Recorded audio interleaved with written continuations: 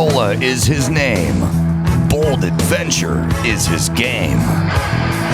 Adam Carolla. Yeah, get it on. Got to get on. The judgment's going to get it on, man.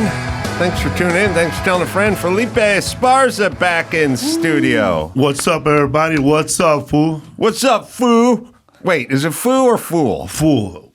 Yeah. No L now. Yeah, but the live dates say the Big Foo Tour. Yeah, Big Foo Tour. F-O-O-O. Okay. Or O. I know. I've gotten into this with my Hispanic American comedian friends, this term of calling everybody a fool. Do it, man. It's a West Coast thing now. Is it a West Coast thing? Yeah. I don't know. I feel it's disparaging. You know what I mean? Hey, fool. More like dude, or like, depends how you say it, like, you know, like, what's up, fool? Hey, man, how you doing? But like, they're breaking into your car. What's up, fool? What are you doing? Oh, so there's two different ones. Yeah. All Or right. a girl comes in with big boobs. Fool. Yeah. Yeah. All right. So let me just get this straight. If I ran into you just at an IKEA, you would say, I would say, what's up, fool? all right. But then if you came out to the IKEA parking lot and I was trying to break into your car, you'd say, What the fuck, fool? oh, okay. So it's a different fool. Yeah. Okay. Yeah. I've noticed this a lot. And is this a West Coast thing? I think it's a West Coast thing because they don't say it too much in Texas or up north in the Bay Area. Is it They're more like hella. Would it be safe to say that fool is Hispanic what black is to dog? No, because I think black fools say "What's up, fool" too. Oh, they do? Yeah, I think they started it and we took it. Oh, you appropriated it. We took it, man. Since they're wearing Pendleton, so we'll take the "What's up, fool." And they're driving lowriders, so we borrow from each other. I think you can tell a lot about. We took their zoot suits from them, and they took our Pendletons from us. Oh, they took your shirts. Yeah, It's a trade. it's a good trade-off. I always feel like you tell a lot about a culture by how they choose to modify their cars, because you take the Germans. All they do is mess with their cars so the cars go faster. Mm-hmm.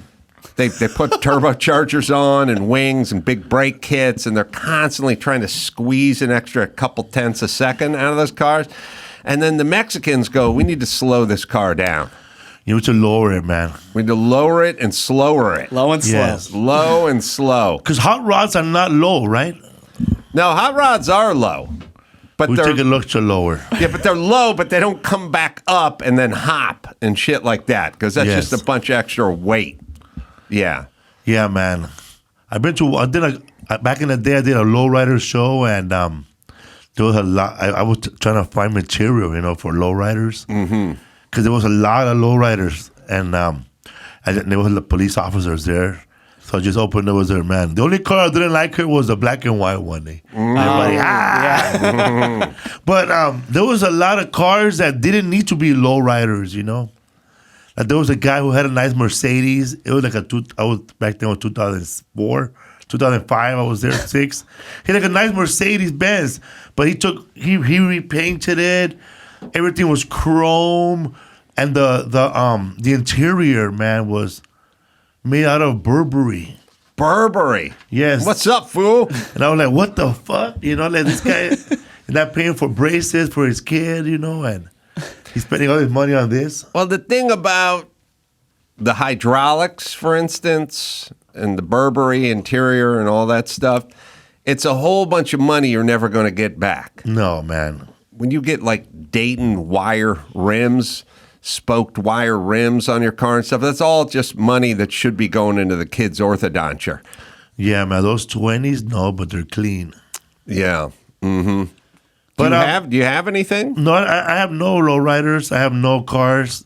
My wife does all the driving. I don't. Every time I drive, I get pulled over, or I have a bad luck, man. Like if I'm in a car and if you have something bad, even if I don't know about it, we're gonna get pulled over because I'm in the car. Oh, really? I have bad luck. Speaking of lowriders, though, I saw this. Those 3-minute documentaries on TikTok.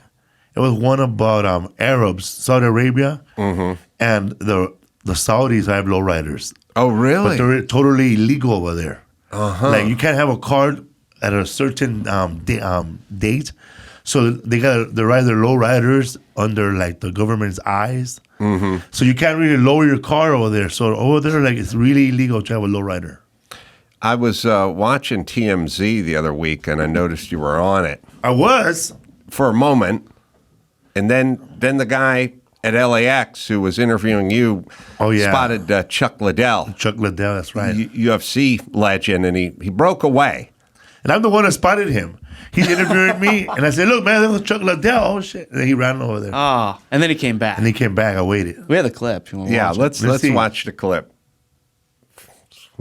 I don't know who this fool was with his microphone and camera, but we'll play it.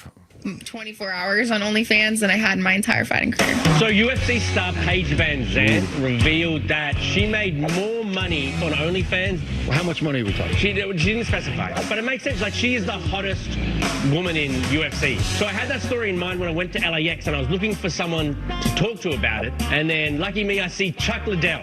Only problem is I was interviewing someone else at the time. Pretty good comedian, Felipe Esparza. Oh, that's cool. You're on tour right now Yes, I am on tour with Bert Kreischer. with Bert Chrysler. Yeah. Oh, there's Chuck Liddell. I see Chuck Liddell and I'm like, sorry, Felipe, gotta go. Oh, How you doing, man? How you doing, man? So me and Chuck talk all about Paige Van Zandt. I'm excited for it. That's awesome. She's actually cool girl. And I say, Chuck, do you have a crush? Would you ever be down to show a little nudity on the Chuck's little guy? No? Thank you, but thank you. That's all right, man. Thanks for the offer, but there's no amount Not a of money great I'd throw interview. my guy. And so I run down to Felipe. I apologize. That was good. Hey, sorry for leaving you, man. That was good. It was perfect. You went back to Felipe after? I go back. I say, could I ask you Wow, something? that's cool, man. Little TV credit there. He goes, oh, hold Nice, on, yeah, I see counts. Access Hollywood down the terminal. I'm in the C list. Yeah, sloppy seconds with Hell yeah, Felipe man. Esparza. I'm not me too. I'm like what that comedian said. I'm me hood. All right, I was at a historic game over the weekend. I went to the Lakers game and watched LeBron score his 40,000th point. Damn. wild. And didn't know it, and wasn't even You didn't know this could have been that game. wasn't discussed with anybody who got me the tickets. All right, well we'll watch it. Here's the play. Yeah, it was in the second quarter. To First take a quarter. shot of this. James against Porter. Drive, spins, gets inside. Good move. It's good. Left-hand It's layup. 40,000 for LeBron James. The NBA's all-time leading scorer with another milestone. As the Not as legend big of a LeBron standing ovation as continues to grow. I would have expected. Over and over. Yeah. Not So just his impact 40,000. He beat Kareem. here's the crazy. So the crazy thing is, my daughter said to me, "I want to go to a Lakers game." Like, I don't know, 2 weeks ago, right? And I said, "Well, I talked to Jay Moore, and he's married to Jeannie Buss, and It's a good connection. I bet they could probably help us out."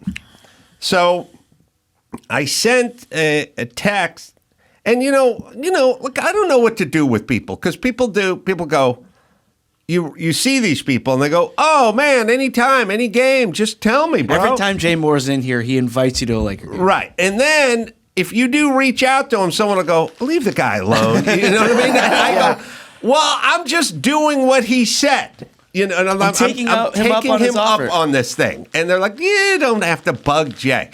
And I said, "No, that's what he said." So I send Jay a text and I go, "Hey, my daughter would like to go to a Lakers game, and you said anytime, and so if you got something coming up, help a brother out." And I don't hear back from him for like 4 or 5 days. Like it gets ignored, and then so I was kind of thinking about it. Like, all right, maybe I shouldn't have reached out to him, or maybe everyone's reaching out to him, or something. So then I say, so then I get a text from Jay 5 days later, and it's just like, "Hey, brother, what's going on?" Just say, "It's my Checking boy in. doing?" Yeah. And so now I'm like, is he responding to my text, or is he just kind of randomly saying what's going on? So you know what? I go old school. I call him. And I go, hey, man, thanks for saying hi. Did you get that text I sent about going to a Lakers game? And he goes, no, because that was his old number. Oh. And this is his new number. How nice that he just checks in on you. Like I that, just though. checked in, but I was trying to connect the dots because, we're friendly, but doesn't check in, periodically.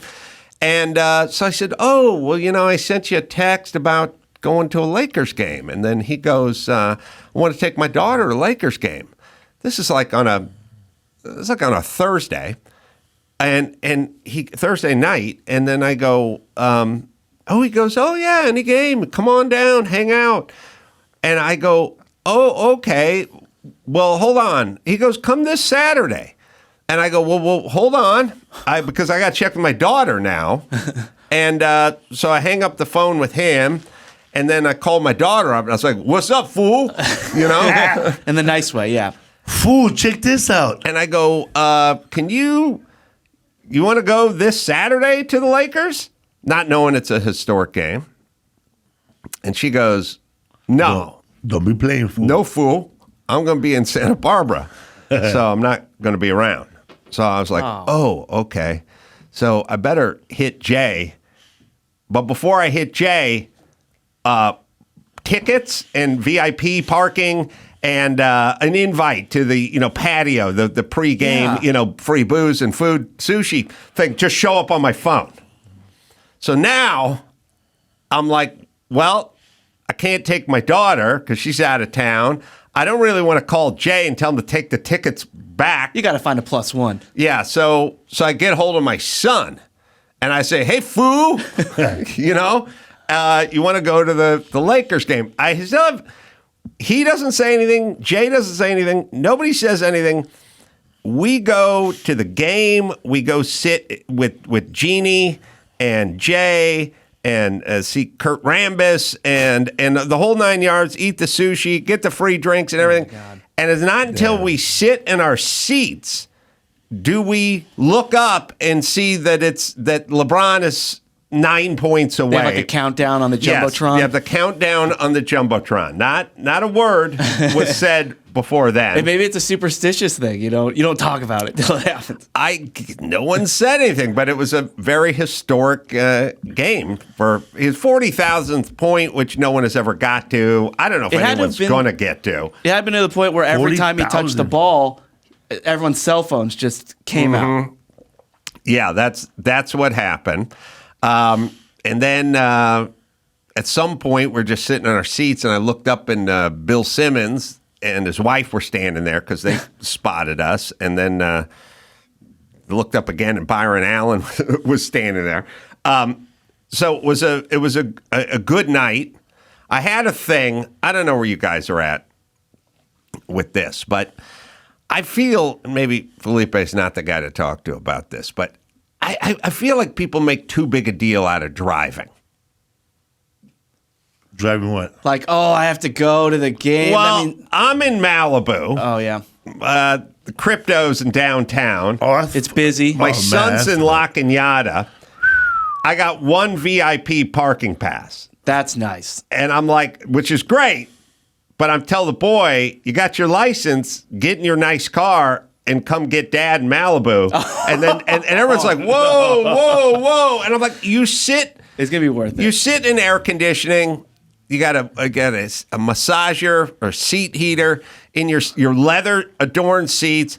And all this guy's doing is listening to his playlist the entire time with all his favorite tunes. What is the big whoop about driving? What is it? I drove beat up mini pickup trucks fucking all over the place with bench seats and no air and no heat. Let's do the minutes here. How long would it take for him to get from his house to crypto? And then how long does it take for him to get 3-hour trip?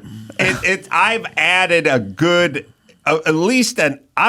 least 45 minutes one way, and then you got to turn around and go back down to crypto, and then I want to ride back. Of course. too. And this is now all For right. seats like that, you deserve it. It's a lot of driving. Yes, and we had great seats. I didn't know where the seats were going to be. The amenities. I did free food. I mean, he was loading up. They had great food back there. You know, whatever. We didn't pay for anything. It was awesome. The dude, did you get that picture of the guy sitting in a seat in front of me somewhere? It's happened to me 2 times at the Lakers game. No. Now Do the one from first. I got a guy with the giant afro. The time we go to Kobe Bryant Memorial Night, right. and then the Kobe Bryant Memorial Night was a guy with the biggest afro in the world just sitting in front of me. Yeah. I had Sideshow Bob in front of me, and I couldn't fucking see. Like, I wanted to buy a comb and part his hair so I could see. And he's even obstructing your view more by waving some sort of sheet. Waving this Kobe towel around. And then this time I get there, we got great seats. We're about 3 or 4 rows back. Yeah. We're right at the mid-court. I mean, you can see everything. can't It's really actually miss. better than being on the floor. You see more. You can see the whole game. It's incredible. But the guy in front of me starts the game off, and you can Byron will find the picture, or you had it. The guy starts the game off by sitting on top of his seat. Like when the bottom seat's folded up, Yes. he's sitting Oh, what on are you top doing? of that edge. His head is 2.5 feet, and his back and shoulders are 2 feet higher than your. This is and I'm ridiculous. just staring at the guy's back, and I'm like, I don't know what etiquette is here. Like, do I throw That's not something it. at him? Do I tap him on the shoulder and go, "Hey, man, you do know there's a whole bunch of people behind you who are looking the same direction, and it's down, and we're all looking at your fucking shoulder blades. What? How does this work? And do we need like a class in high school No for like self-awareness. seat etiquette? Like, you're not allowed to sit not on top. Yeah, the seat was folded up, and he sat on the edge, which can't be that comfortable. He probably had a big time hemorrhoid and is itching, so that's when he would scratch it. We didn't think about that. Yeah, I didn't. I think Also- that's wiggling like this. The possibilities. dude to your right and the dude to your left who you came there with That's need what to I'm go, saying. "Hey, bro, how about bring it down from altitude here? There's other human beings who have entered this arena who would like to watch the game." In this case, you have to say something. You gotta gotta tell him. say something. But then again, this is a perfect example of what can't Adam complain about. Free tickets to the Laker game That's right. from Jay Moore and Jeannie Buss.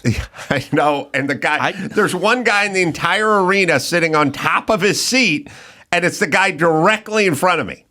So sort of high chairs are for babies, sir. Please sit down. So I sat there just kind of going, well, on one hand, this is horrible. But on the other hand, I find it amusing. Like, is this guy going to sit on the edge of his upright seat for this entire game? How long is this going to go on? I mean, as a short guy, this is something I deal with a lot. This Yes. is unacceptable. Yes. And yeah, seats should be sorted by height. That is a fair question to ask him. You could have just said, "Hey, are you going to sit on top of your seat the entire game? Because we're all going to have to do the same thing to see this game if Right. you do." It's domino effect.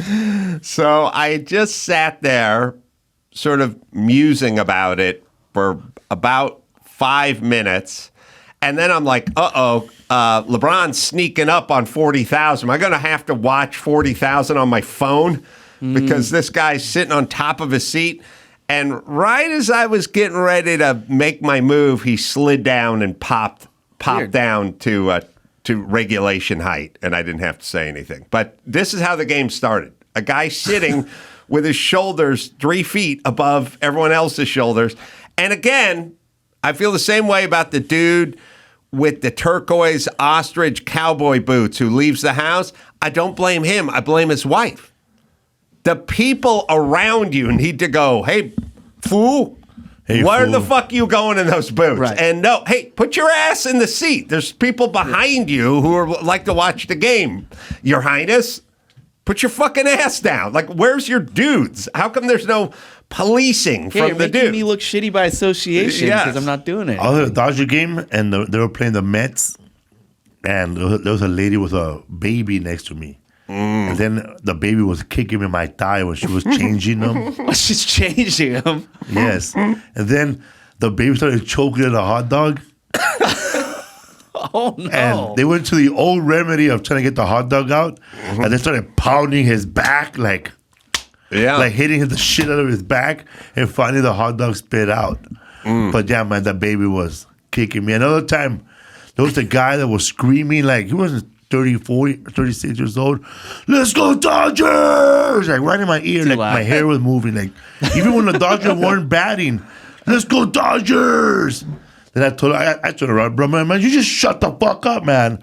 The Dodgers aren't even fucking batting, fool. And then his mom said, hey, fool, don't talk to my son like that. He's autistic. Oh. Then I said, bitch, I don't give a fuck if your son is a fucking painter. He needs to shut the fuck up. Yeah, should have given that guy a fucking hot dog to choke on, right? Yeah, I know. Do we need? Do we need an etiquette? Maybe we need a high school etiquette class that says there are other human beings who exist, and sometimes you end up in the same space with them. And when that happens, here are the rules. Yeah, but you don't need to do a fancy dance. You don't need to wear those fancy pants. All you got to do is be yourself. And that's right. Wow, Wubsy. That's right.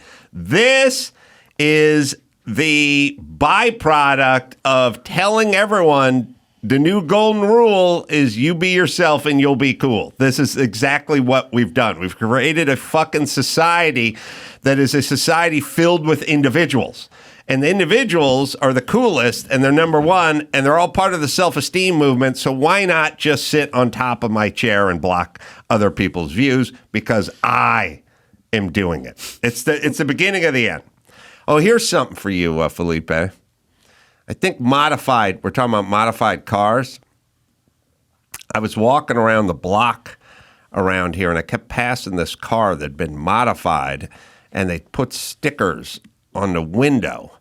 A lot of people, I think maybe Hispanic folks, this isn't a white guy's move. They like to express a lot of their feelings through what's going on, through stickers on their car. You know, white guy version of it is we have... keep on trucking.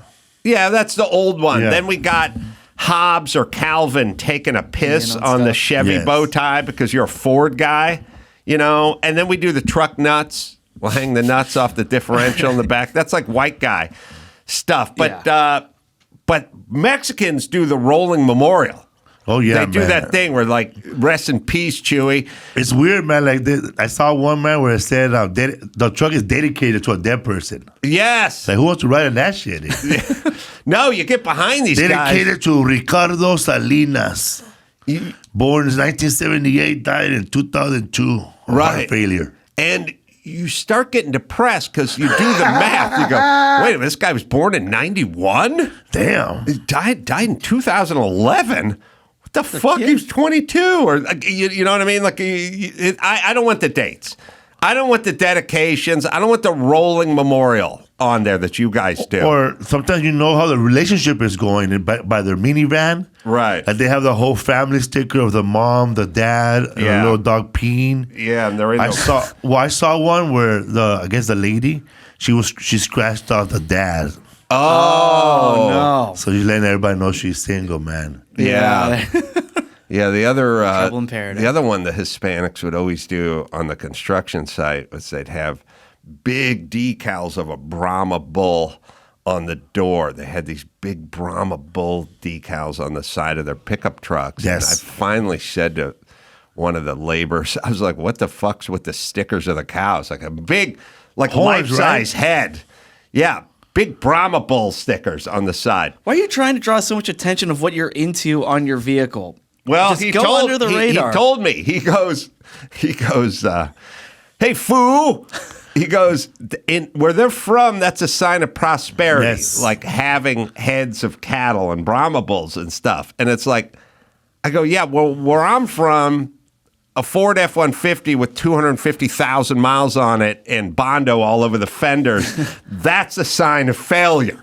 You That's can funny you put say all that, the though. fucking stickers of cows you want over your piece of shit F-150, but Bondo. you got Bondo and primer, Juan and the bed color Bondo, doesn't Juan. match the cab color, and Your that head's a the sign different of color. prosperity is driving a fucking BMW 7 Series without a sticker of a cow on it. You need to Yeah. explain that to your people.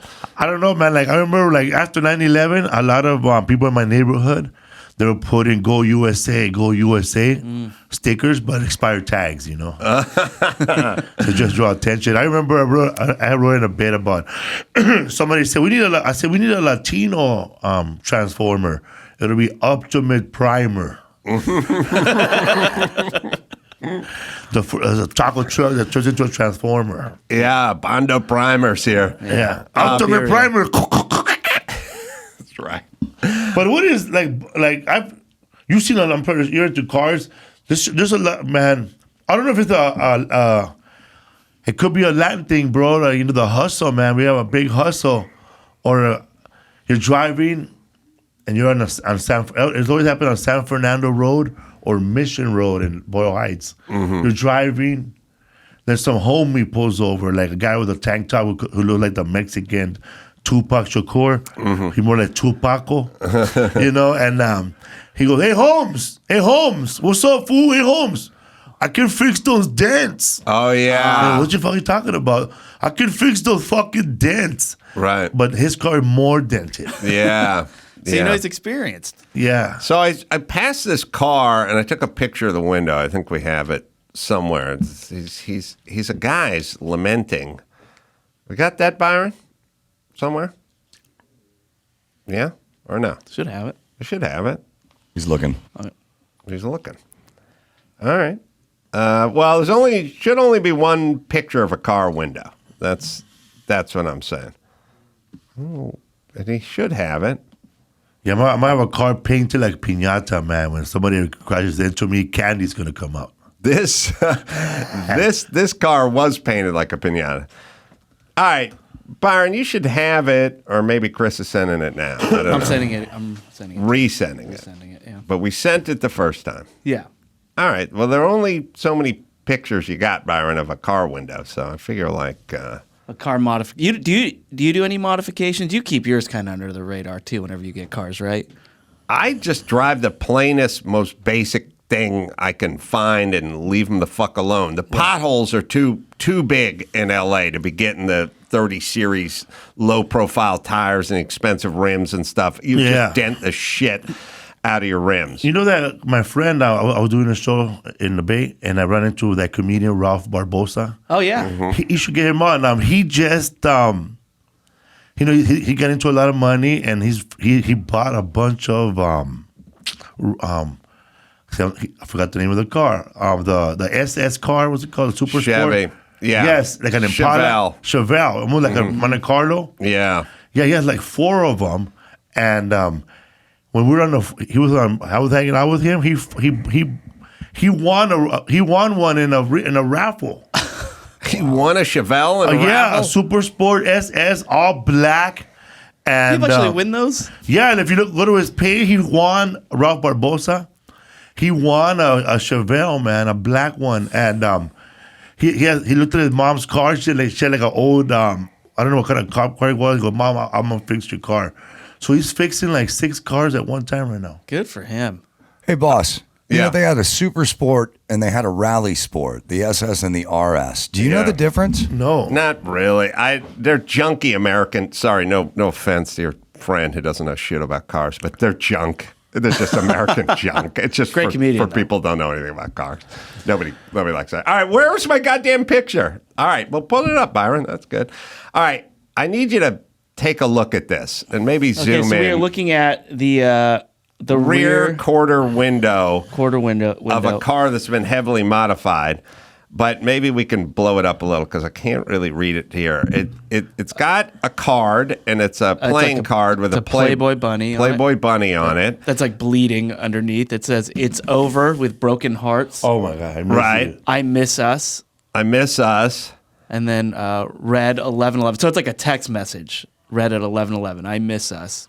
Oh, that's the date. I thought it was like a Bible verse or something. It looks like a Bible verse, but no, it's a text bubble. So that means the person read it. Right. And then it says, fuck it, broken, and then broken heart. Okay, how much about your personal relationship do I need from the side of your car?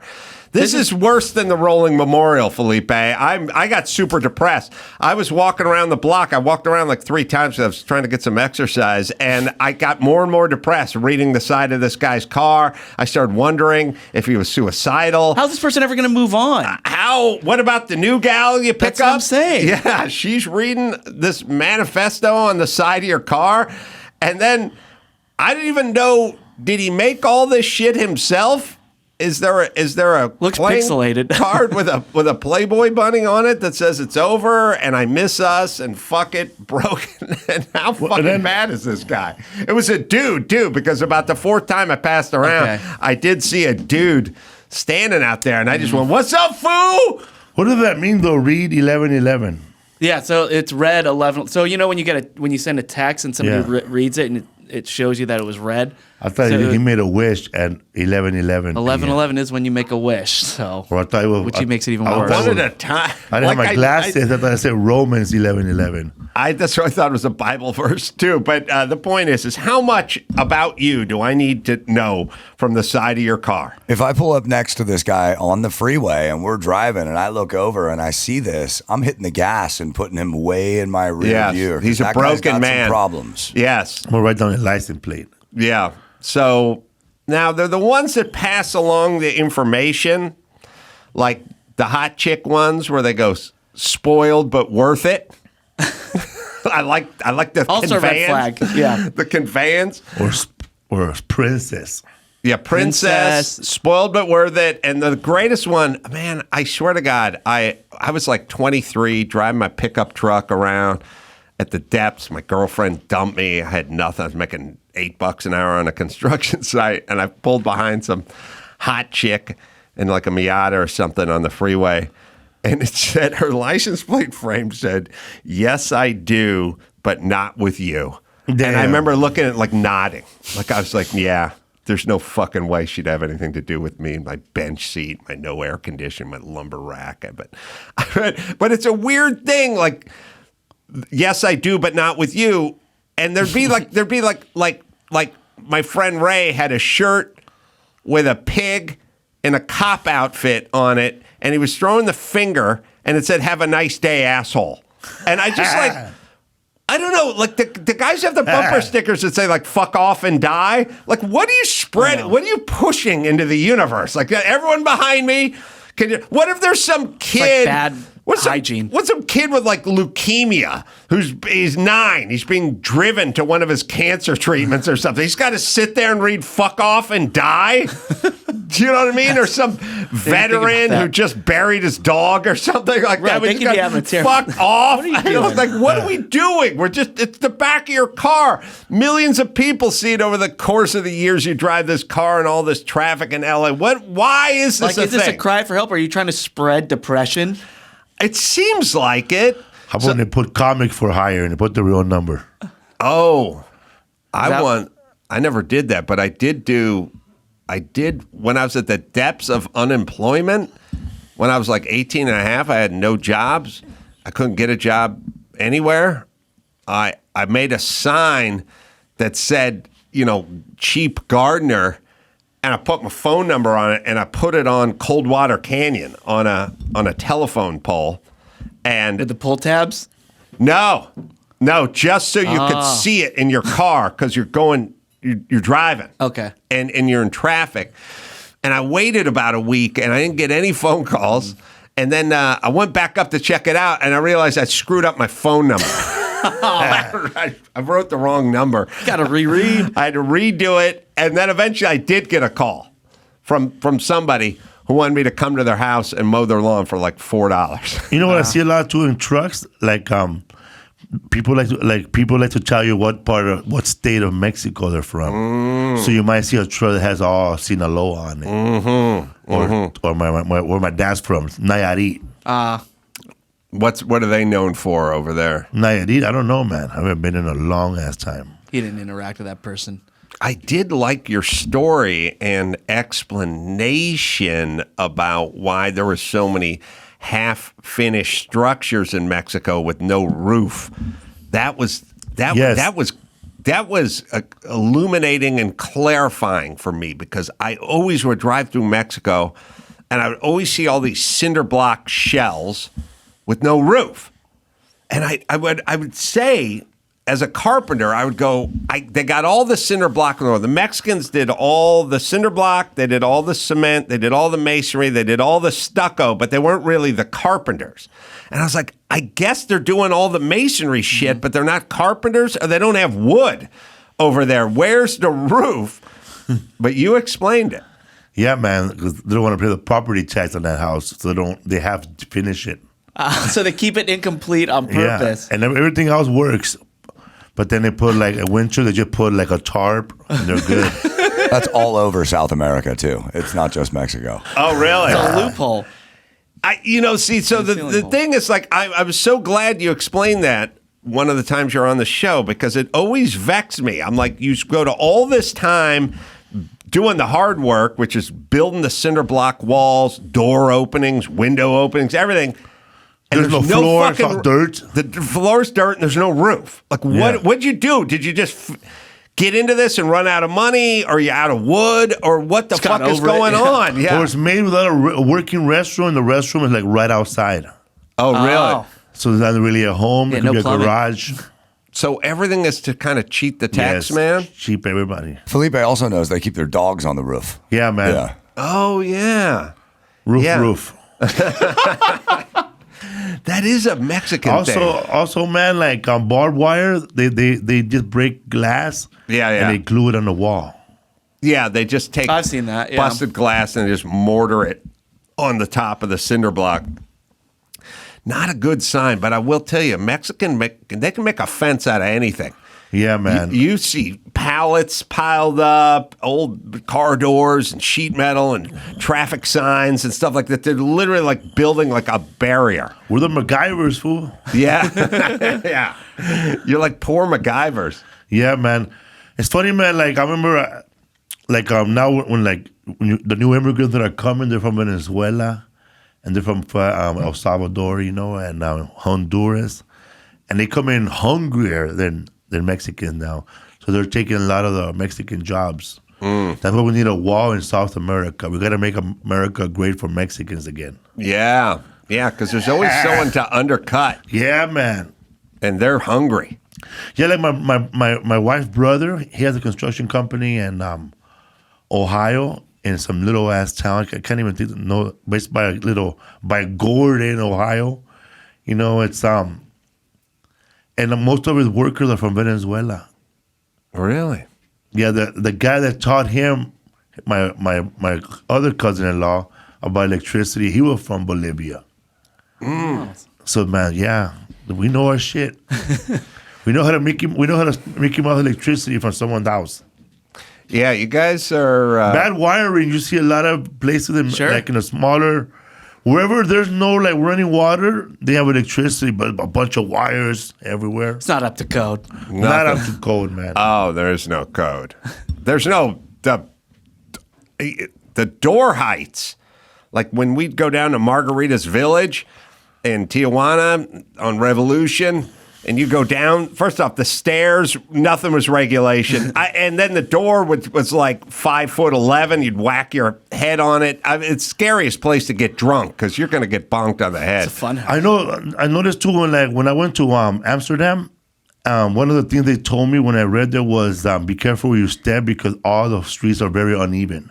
Yes. And like you might be walking like a 5-inch step, and the next one might be 3 inches. Man, it's not a city for people with bad fucking ankles, man. Yeah. Yeah, Mexico's the same way. Also, Mexico, at least Tijuana would have this thing where they would form the curb, but they didn't put the sidewalk up behind it. So you'd step over the curb at night, with no streetlights and step into a fucking hole. Oh, different district. I said, "What's up, fool?" What's up, fool? They'll probably tell you stuff like, oh, that's different district. That's not part of my district. So, like, if you go to, like, I was in Tijuana, and I went to a place called Hong Kong, and it's a strip, it's like 10 strip clubs in that street. Off of Revolution? Yes, and that street is like made out of gold, It's lit up. There's constantly people there 24 hours. Mm-hmm. But then you go like the next block, man, you could buy a goat. Yeah. Like it's dark. You ever go to the Unicorn? Dark. You ever go to the Unicorn strip club? I never been to no Unicorn strip club, just to Adelitas, Chicago. Did they see? I used to go way back in the day, and they didn't have music. They had a band, but the band was crazy. The band was like average age, 82-year-old Mexican dudes, a horn, a guitar, and just like a snare drum. And the chick would come out. The chick would come out, and the guys would be blowing on the horn, The guy, I'm imagining like Blues Brothers, like behind the chicken wire. It was so fucking bad. And the strippers would come out, and they'd kick dudes in the face, and they'd go, "Aye!" because the guys would be drunk and like reaching on them. No touching, please. And except for you could lay down some money and eat pussy on stage. Yeah, I've seen that done. It was done. I called it a taste of old Mexico. Yeah, man, that's at I was like 17 from North Hollywood. Go, what the fuck is going on in this place? Dude, that's the chick would put her foot on the table, off the stage, 1 foot on the stage, 1 foot on the table, and mash the dude's head right into her crotch. The good old days. I mean, I was like, this is a lawless utopia. Yeah, where's the roof in this place? I think isn't enough sex shows are illegal in America, right? Yes. But I went to one in San Francisco back in the day at the old Mitchell Theater, and bro, that place was like, Mexico's cool, It's what he said, but this place was like organized sex show. I get run by the mob or the Mitchell brothers. There it is, bro. I went in there, man. They had like 5 sex shows. One of them, I think they're legal. Aren't they legal? one of them In was San like, Francisco, they do it. dude, They have been doing one it. of them was maybe at a table. not. We were sitting at a table like this, and then a girl came in with a blanket, and then she was doing her little dance. And if you give her money, she'll put her blanket and cover herself from everybody else and give you a little private show. And then you can do whatever you want. Then there was another one where it was just 4 guys and 2 girls are doing stuff, and they give you a flashlight to look at them because it's really dark. And then you only get a flashlight, one hand. And then after a while, bro, I have the flashlight looking in the sky, because everybody's masturbating. But this is how I was getting. We were at a sex show where we were watching a big porno on a big screen, and there was girls walking around asking you, "Man, you want a table dance?" And I said, "Sure, man. What? Okay." Then she was like dancing, give me a lap dance. Then she asked me, "What do you do for a living?" I go, "I'm a comedian." I go, I'm a comedy. Do comedy. She goes, "You ever heard of a comedian named Neil Hamburger?" And I said, "Yes." "No, I haven't. So she's telling me Neil Hamburger jokes, and then she puts a glove on my hand, like a latex glove. She goes, "What is that for, man? You can put your fingers now in anywhere you want in my body." In your body? And so I was like, I was finger blasting her? banging there with my glove, and She's telling you and hamburger she's jokes. Was telling it me- like a she's- surgical glove or like a Michael Jackson type surgical glove, man. Oh, yeah. And then just if the glove fits, you must jizz, So she's like telling me jokes and giving me a hand job, bro, right there. Is she wearing a glove? She's wearing a glove too, man. It was very safe. Then after I asked for intercourse, she said, "No, I'm on my period." But I'm like, dude, we're in a fucking sex show, man. Yeah. Blood in, blood out, mija. You asked for sex. Yeah, I asked for sex, not because but then she said it was like she said She was no. like, "What kind of girl do you think I am?" How dare you? She slapped But it him. was cool, man. It was cool. It was all consensual. Do you think she was really on her period? I don't know. Well, you finger Should've looked blasted I didn't her see the up. little tea bag. The mic broke. I think it broke off. That's right. Just hold it like your Burt Parks. I'll hold it like this. Wow. Yeah, man. So that's how I got to know Neil Hamburger. She's like a hamburger helper, spreading the word. The glove, I guess. Yes. So That was the Mitchell Theater. I don't know. Is it still open? now they No, closed right? for COVID.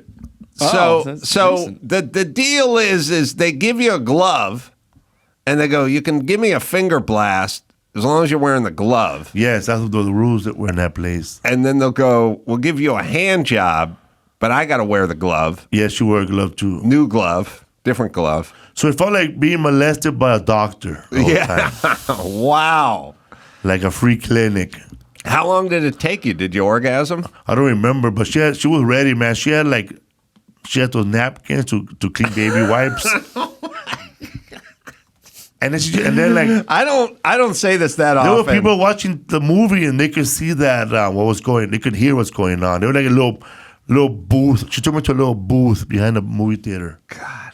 But they had man, there was every type of woman was in there, man. Like BBW, man, it was. Was your gal attractive? Yeah, she was, man. I think she was an ex-porn star that had sex with like 75 people in one night. Oh, she told you that. I think she was Jasmine Sinclair. I don't know. Gangbang record holder. Yes. Hey, where do you, And I don't think Felipe- she's on her period. I don't think Yeah, so. she says that to all the guys. Let me tell you, if Kevin Costner came in there, she wouldn't be on her period. That's all I know. I don't think Kevin Costner would have cared too. God, I don't say this that often, but maybe the terrorists are right sometimes when they talk about our society. You know what I mean? Maybe they can make a point. That's funny you say that. When I saw a documentary where when the terrorists got really they got really mad at our culture. Mm-hmm. It was like this Arab Saudi guy was he came to study here in America back in the 50s, and he saw one of the women dancing in one of those sock hops, and she was wearing a tight sweater with a poodle skirt, and her boobs were like really showing through her sweater, and that's when he decided that there's something wrong with the West. I want to get back. And now it's booties everywhere on TikTok, baby. So Oh yeah. she had the napkins, she had the wet wipes, Yeah. she had the glove, Professional. she You're had under like the blanket. wet dry vac, shop vac. I don't think I could orgasm. I think I would be like too distracted. I couldn't concentrate. But I was young and it was cool. Okay. All right. I mean, now I probably wouldn't. I would have to touch. I would have to hold on to stuff, lean Yeah. on something. Like a friend. Yeah. Like if Hamburger was there. I would have been like, bro, you just hearing this? Yeah, okay. All right, we need to take a break. We got some news. We got some more strip club talk. We got to fix Felipe's mic. Shout out to Nicolas and Cedar Commerce. And we'll do that right after this. BetterHelp. This show is sponsored by BetterHelp. So what would you do with an extra hour in your life? I'd probably end up sleeping. Therapy can help you find what matters to you so you can do more of it. And that's where BetterHelp comes in. I'm a big fan of therapy. I think it's very important because once you get your head on straight, the rest of life is pretty easy. So if you're thinking about starting therapy, give BetterHelp a try. It's entirely online, convenient, it's flexible. Just fill out a brief questionnaire. You can get matched with a licensed therapist and a switch therapist anytime. There's no additional charge. So make this the year you get involved with therapy and make sure you use BetterHelp. Right, Dawson? Learn to make time for what makes you happy with BetterHelp. Visit BetterHelp.com/Carolla today to get 10% off your first month. That's BetterHelp, HELP.com/Carolla. Oh, this is a good idea. Thrive Market for money, health, convenience. Be smarter about eating. I mean, obviously, Just watching a doc on Netflix last night about this. I mean, whatever you put in your body, that's what you're going to get out of it. Thrive Market. All your grocery and household essentials online. Thrive Market carries brands with the highest quality ingredients and sourcing methods as well. They restrict hundreds of ingredients across their food and cleaning categories. Whether you want organic, low sugar, gluten-free, or more, you can curate your own shopping experience with just a few clicks. Save money on every single grocery order, 30% on average. Yeah, that's what I've averaged with these guys. It takes all the work out of shopping, and it's all healthy. So when you join Thrive Market, you also help a family in need with their 1-for-1 membership matching program. You join, they give. It's Thrive. Right, Dawson? Join in on the savings with Thrive Market today and get 30% off your first order plus a free $60 gift. Go to thrivemarket.com/Adam for 30% off your first order plus a free $60 gift. That's THRIVE market.com/Adam. Thrivemarket.com/Adam. My dad's crazy, man. He's a hard-working Mexican, you know, like the ones you talk about in the news. I'm like the opposite of that. I'm the lazy motherfucker. I remember one time they gave me the job during the interview. And I was like, whoa, wait. I'm not ready to start right now. When I got to the interview, I was nervous, like they caught me lying. It felt like a fucking police interrogation. It says here, you're a manager? Who said that shit? I didn't say that shit. How come you left your last job? I didn't leave them, man. They fucking left me, bro. Felipe Esparza is on the Adam Carolla Show. Felipe's got dates coming up. Baby. Going to be at the Funny Bone, Albany, and that'll be March 15th through the 16th. And then also Fremont Theater, March 29th. Is going to be filming his 4th stand-up special coming up in Sacramento as well. You can go to felipesworld.com for all the dates and the live dates. Anything else go on in a strip club that we should know about, Felipe, or sex show? And that was the only time I went to a sex show in San Francisco. That was the, I don't think I could top that afterwards, but not even in TJ. No donkey shows. I wish, bro. Yeah. That's a urban legend, eh? Well, no, it's not. But I guess the donkey show must have been mixed up with a show that was done in Cuba during I guess when the mob was there. There was actually a donkey show, but not really a donkey show. There was they kind of showed the guy in Godfather 2. It's this guy that comes out with a cape, El Superman, and it was like a black Cuban guy. They show a little bit about him on Godfather 2, and when he says, Simon Ross, we'll never see your Simon Ross in a place like this, but what's his name knows it at the back of his hand. And that way Michael Corleone knew that Fredo backstabbed him right there. Well, let me tell you about But that's a sex show, real sex show. That's an actual real sex show. There is a donkey show. Oh, yeah? Yeah, I looked for that's the elephant show. Oh, yeah. I looked for the donkey show for a long time. In Tijuana, me and my friends did. We walked every back street, door to door, Bought a few goats. home to home, search. Never could find the donkey show. But Ed Calderon came in here, who's an expert, and he Ex-DEA. knows Tijuana cop, whatever. He pulled his phone out and showed me a picture, and that was a donkey show. I saw it too. Yeah. Yeah. Can't confirm. Can confirm. But the donkey does have sex with the woman? Well, they don't do it. They flip the donkey over. There you go. They grab his feet and flip on his back, and then she gets on top of the donkey. Yeah, Peter would be very upset. Yeah. Her boyfriend must be upset, too, because you can't compete with a donkey. The first sexual book I ever read, about when you read about those sexual books, those naughty XXX books that used to be in the back of 7-Eleven in the late 70s, early 80s. I don't know how I got a hold of one, but I got a hold of one because I was a kid. I found it. Nobody really buys porno when you're a kid. You find it. Yeah, you find But this porn. was a bestiality one. Oh. I did not know anything about bestiality. I was too young to know what I'm reading. But it was all like a woman having sex with a horse and talking in detail about having sex with that horse. And then another one was a dog. My mom found the book.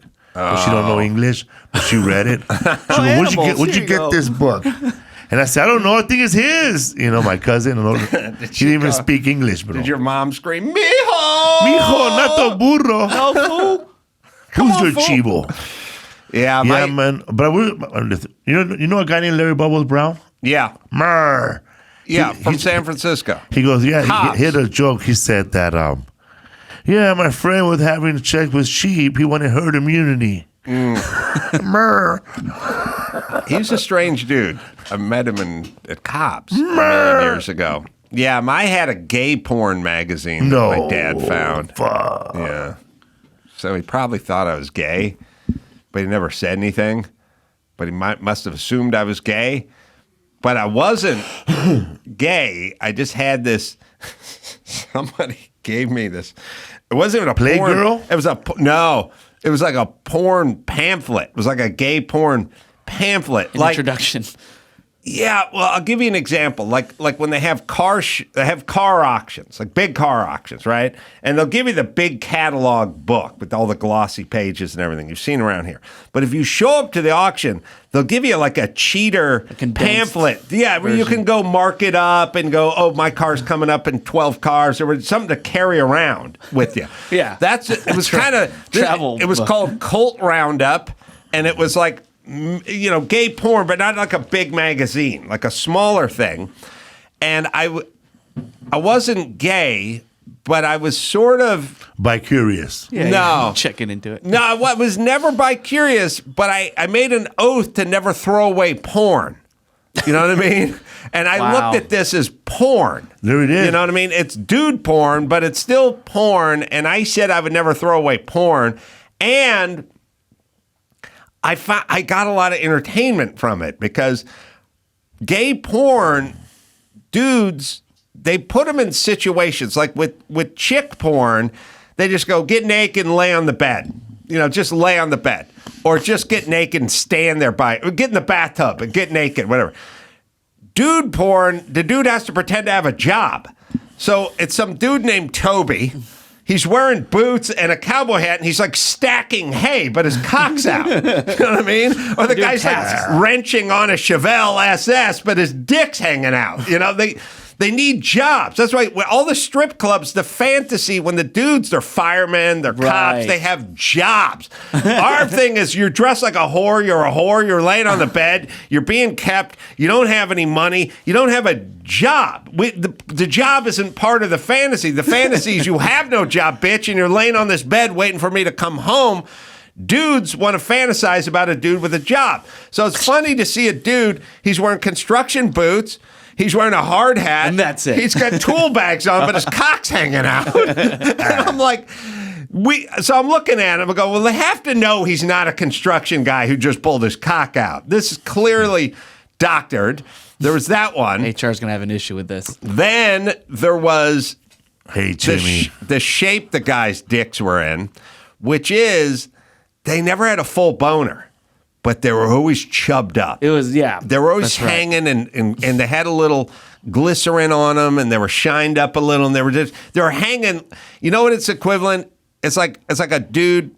It's like in a movie when Tom Cruise has to take his shirt off. He does 25 sit-ups, push-ups, right? He does like 25 push-ups, and then he stands there and pretends like this is what I always look like, but he's got a big vein in his arm. You know, that's what they do with their cock. They chub it up. And then they let it hang out, and that would be Toby. And then the thing that cracked me up is there was one dude, and his name was Clay, and he looked like Dave Coulier, and he's wearing a Hawaiian shirt and puka shells, and it was just a headshot of him. It was just a guy in a Hawaiian shirt, like, hey, I'm Clay. Legitimately trying to get some And I remember being outraged. I was like, Clay, you think you're so hot we don't need to see your cock? You think you're fucking too good for this? Clay, but this is Clay just sitting there looking like Dave Coulier in a Hawaiian shirt. And I remember having a million thoughts about it, and It worked. I hid it under my chair, under the cushion of my chair, and at some point, it had been spotted. But no one said anything, so I think my dad. I don't know what's worse. Is gay porn now just like regular heterosexual porn? Like, is there a porn called Stepson Stuck in Dryer? Oh, right. Or Stepson Stuck in Box? Because there's a porn called Stepmom Stuck in Dryer. And he goes, I'm stuck in this dryer. And then her stepson comes in and rams her, bro. Right? She's stuck in a But I dryer. want, or because there's also one called This must be front. it's called Daughter Swap, and there's a guy who's like, you know, he's like this guy, Coulier, you know, and his daughter looks just like him.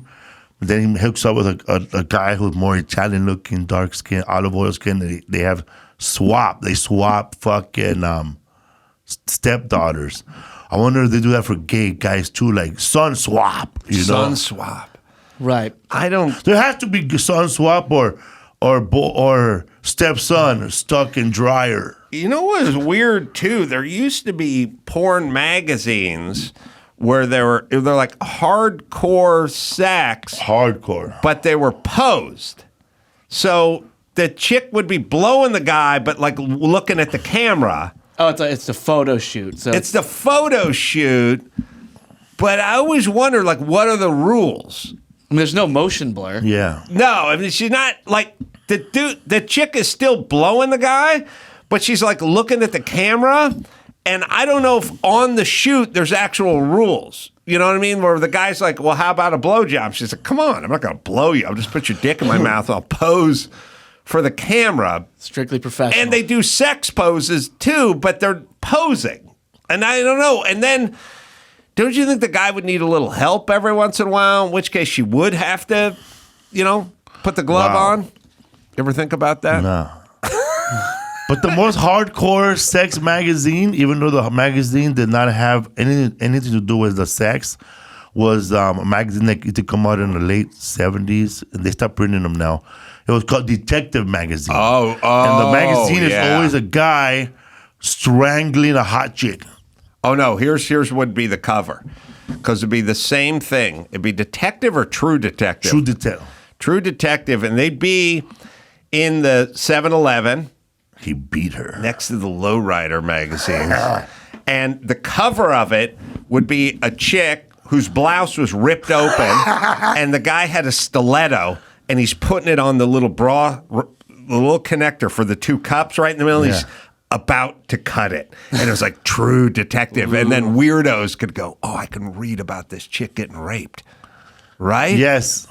Weird, right? Yeah, and they'll have it was an actual story where the guy got caught, and you could see that she was walking home from her secretary job. Yeah, yeah. And it was for weirdos who got off to the notion of a chick There it getting is right raped there, look. on the way home. Yeah, that's The nympho talked herself into a watery grave. the nympho. This is like our true crime. Yes, yes. Weird and That's sexual hardcore and sad magazine right and there. yeah. Very sad. The worst that we looked into the other day 3 years ago. But remember I was telling you how racist Hustler was? Oh, and how jeez. insane all their cartoons were? Oh my God! I forgot about it. You remember that? I saw one where a girl is she's trapped off by a person of color, a black guy, and she says, "I'm still kissing my boyfriend goodbye," and it's her with her hands up and big old penis in her mouth, like wide open. Her mouth is like Dizzy Gillespie, blowing a horn, but her Cheeks mouth are all- is huge, bro. She's getting rammed in right there. I saw one where a black guy came home and there was a giant cockroach fucking his black wife. Oh my God, a good one. And their best one. Tell me that the cockroach was not the Mexican guy. No, they All should right, have. good. They only did it with black people. Their best one was a white dude and a black dude, and it's just a drawing of them from the waist down with basketball shorts pulled around their knees, and it said, Magic's Johnson, and it was a black guy, a huge cock, and then said Larry's Bird, and it was a tiny white cock. And I remember being Topical. like 17 going, that's pretty, not too shabby. That's not even one of the bad ones. No, that was even racist compared to the shit they did. That's Hustler? Hustler had the most racist shit. By the way, we're not talking about the 60s. We're talking about the 80s. Yeah. What's the punchline, that one? Jeez. What's the punchline on this? I can't read it from here. It's a bunch. It's four black people hanging out, right? Right. And one guy's holding the can. And I come home after a hard night of robbery, Oh, my God. rape, and murder, and she gives me a light beer. Have you ever tasted light beer? oh yeah, it was on the send up of an ad. Everything was God. crime and big dicks. Yes. That's all. It was like the most crazy racist shit, and nobody said a thing.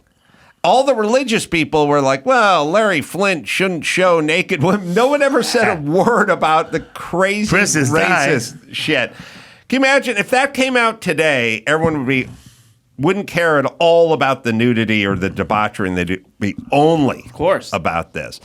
All right, should we do a little news in this segment? We here, should take a Max break, Banner? and then we'll do some news. Oh, we'll take a break and then we'll do some news. All right, we'll take a break. We'll do some news right after this. Tommy John. Oh, man. Guess who's wearing his Tommy Johns right now? This podcaster. Super soft underwear, loungewear, pajamas. Give your private parts a whole new lease on life. Breathable, lightweight, moisture-wicking fabrics that feel much more comfortable. And when you feel much more comfortable, you do everything better. Tri-blend and modal fabrics stretch 4 times more than competing brands. Tommy John moves 16 different ways. It's just the best. Once you get in your Tommy Johns, you're in. That's it. Plus comfort innovations like a supportive hammock pouch and easy access horizontal quick draw fly. Over 20 million pairs sold and thousands of 5-star reviews. They're just the best. I literally, it's all I've worn since I put on my first pair. Best pair you'll ever wear. Or it's free. Guaranteed. It's Tommy John, right, Dawson? Shop Tommy John and get 20% off your first order right now at TommyJohn.com/Adam. Save 20% for a limited time at TommyJohn.com/Adam. TommyJohn.com/Adam. See site for details. It's time to check Adam's voicemail. Ace Man, Conrad from Arkansas. Do you think if Elvis was still alive that he'd fight Steven Seagal, or do you think they'd be friends? You know, they're both honorary black belts and the same weight class. Get it on. You can leave us a message at 888-634-1744.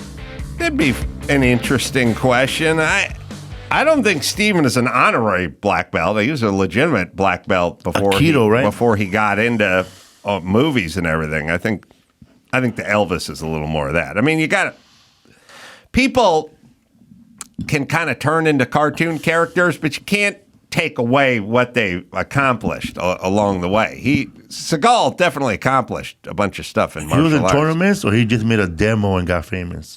He was the personal trainer, I think, to some of these guys, and that's how he made his way into the movies. Because at some point, you become the personal trainer to the Hollywood hotshot or the producer or whatever, and then you make your way in. All right, what do we got there, Max Penn? Well, I'm glad Felipe's here because there's some news about the border.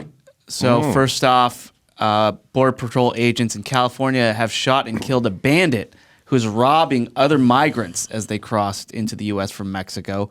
Multiple U.S. Customs and Border Protection sources confirmed that there was a migrant who crossed the border in the San Diego sector. He was shot and killed.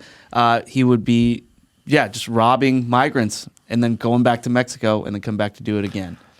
Well, it's going to be a whole bunch of businesses that come off of whatever the business is. You know what I mean? So it's going to be people coming over the border. Then it's going to be coyotes needing to get paid to bring people over the border. Then they're going to need to eat stuff. So there's going to be ghetto dogs and papayas, and guys with machetes, IDs. And they're going to need fake IDs. There's a whole cottage industry that's going to spring off of all things that start.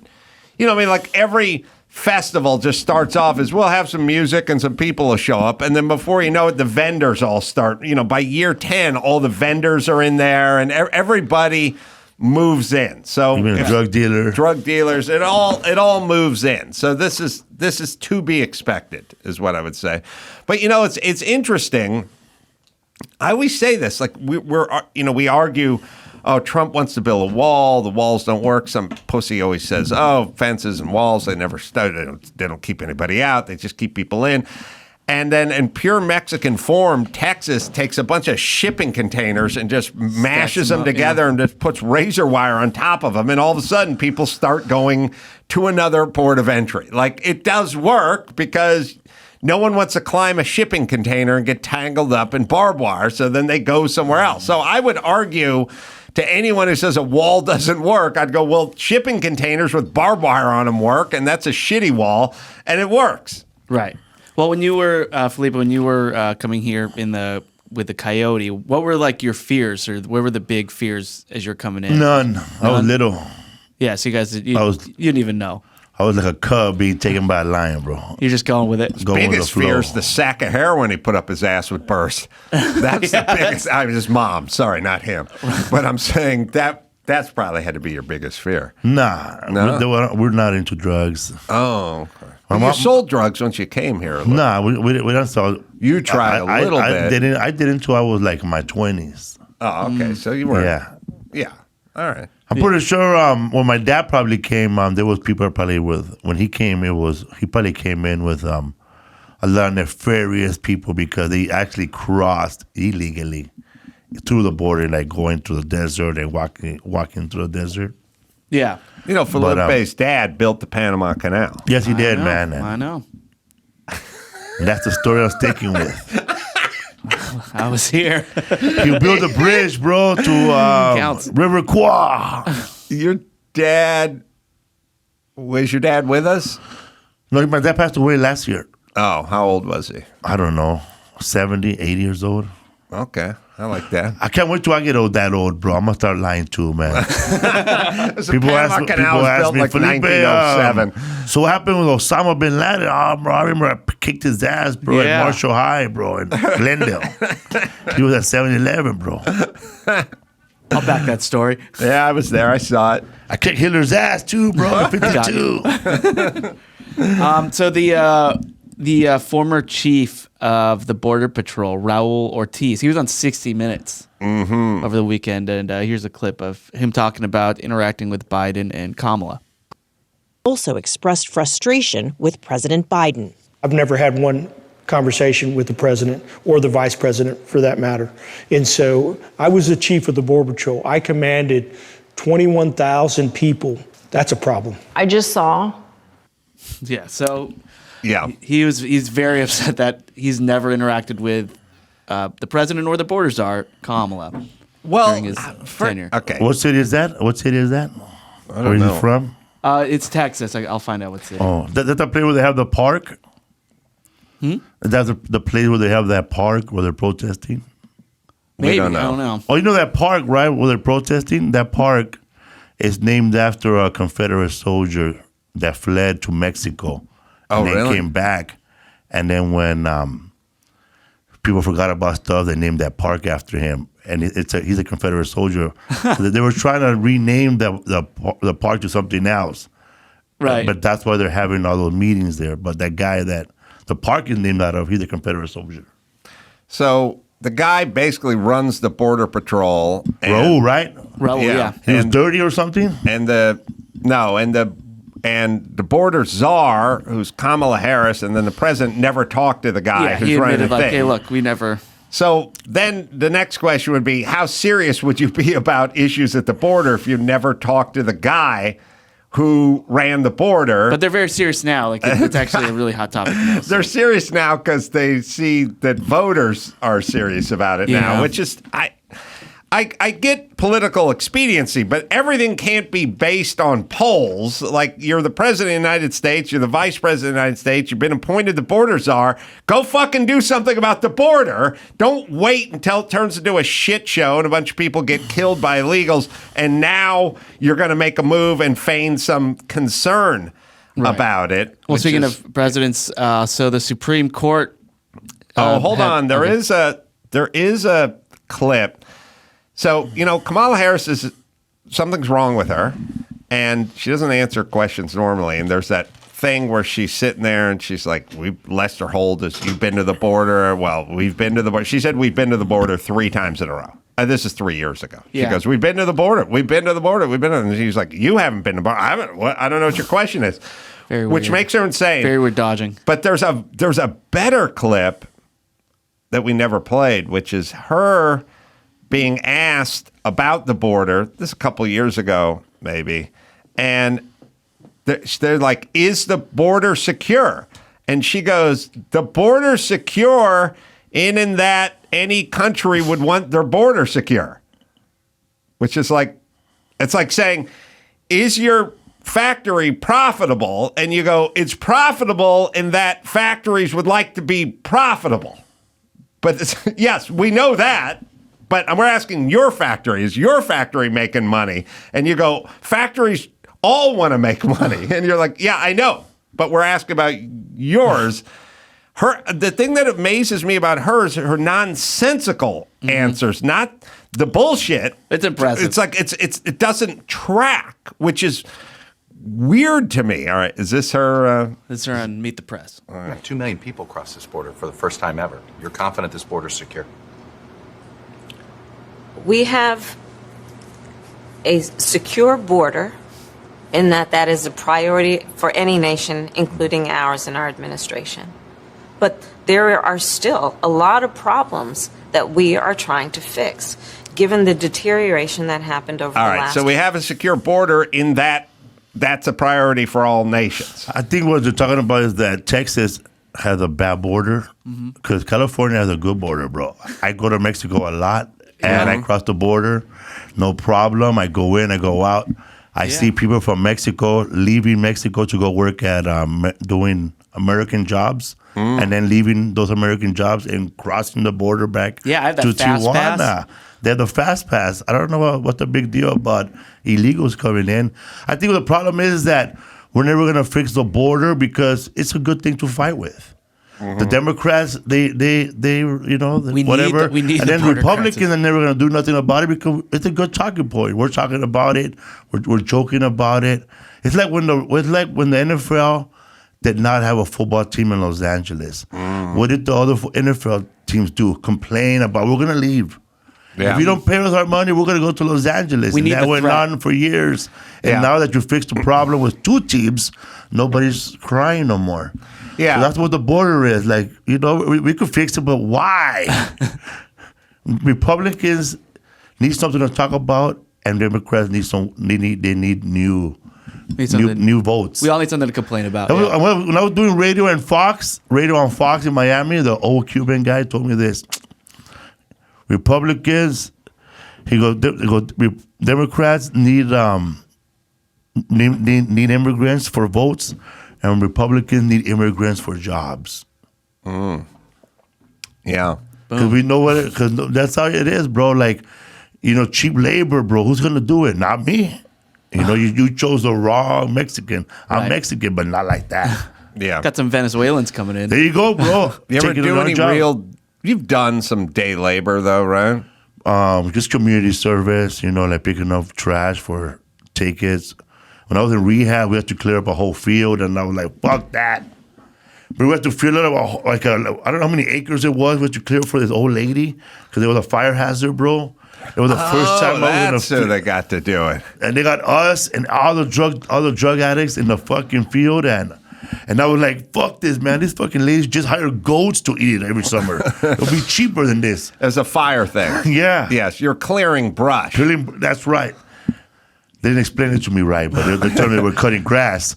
Yeah, they have it all over the hills, like all over Malibu. They'll go like, hey, by, I don't know, June 12th, you better have all your shit cleared because there's so much grass. All right, so it rains its ass off. Right. There's tons of wild grass everywhere. By the time summer comes along, it's 4 foot high and it's dry. and it's a tinderbox, and it's a fire hazard. So the fire department goes, you got to get some ex-junkies and some crazy Mexicans, and you got to go up that hill, and you got to knock all this grass down, mow it all down, and bundle it up and take it out. And you see around June in Malibu, the hills just filled with Mexicans, just cutting weed whackers, also, blazing. There's a juvenile hall. I've never been to that one, but it's called it's a fire camp. So they have these juvenile kids that they go there and kill the brush. Also, the prisons nearby, they have a fire crew too that they do that also. You know who was on one of those? As I remember interviewing him from like 27 years ago, and you got to look it up. It's Coolio. Coolio, the rapper. R.I.P. Coolio. Camp Scott. It's called Camp Scott. Coolio, I think, got into some trouble and got sent off to one of those firefighting camp. But by the way, this is what you're supposed to do with fucked up kids, right? Go send them somewhere. He worked for the California Department of Forestry and Fire Protection. I think if you had who knows more about Coolio than me? I always thought that if you have two DUIs, your job should be every time you see trash on the floor, you gotta pick it up. On the street. No matter where you go, man. If you see of trash, you pick it up, man. Yeah, I agree. How long were you in juvie? I was never in juvie. Oh, all my friends were. You just went to visit? They came back with skills that they didn't have. What you know how to do, bro? I know how to sew, bro. I know how to make socks. I know how to make crosses out of socks. Wow. I had a friend that he came out of prison, and man, he was like, he works now as a tailor. Really? That's what you should do. You should put out fires and you should learn skills. Like I'll tell you right now, if you go to a place in downtown called Suit Fellas, you buy a suit there for $199 they'll tailor it for you. They'll cut it up, and next door there's like 4 guys from MS-13 probably or 18th Street, and all they know how to do is sew and knit suits. Really? They went from cutting people to slicing being tailors. They're good with blades. Wow. So all your friends went to juvie and learned something. Yes, man. Well, learn then how to be better criminals. How'd you get to community service then? Oh man, for like when I would go for not paying tickets, they said you want to do a day in jail or 500 hours. 500 hours, please. Oh, really? That's why I wish that you could pay child support with community service. You would just work it off. Because a DUI, community service, is what? Roughly 80 hours of community service. Mm-hmm. Child support, should be what? You owe how much? 300,000 hours, maybe, if you owe 100,000. So you got a choice between a day in jail and 500 hours? No, like 50 hours community service. 50 hours? I got arrested a long time ago, and I don't think I got the community service angle. The option? I just had to pay. Yeah. I just had to be paid to be bailed out. But that was more traffic tickets. Why were you arrested? Oh, man. You want to hear? I had like 5 jaywalking tickets that they never paid. I had moving violations that had gone to warrant, and my I got the worst mom ever. I tried. I went to my mom and my stepdad's house on a Sunday night to eat spaghetti, and I was riding a motorcycle at the time, Honda 404. That's the only transportation I had, and I had a job off of Ventura Boulevard at a place called Hoffman Travel. A friend of mine got me a job at a travel agency where I just sat in the back on a folding table and filled out envelopes the whole day.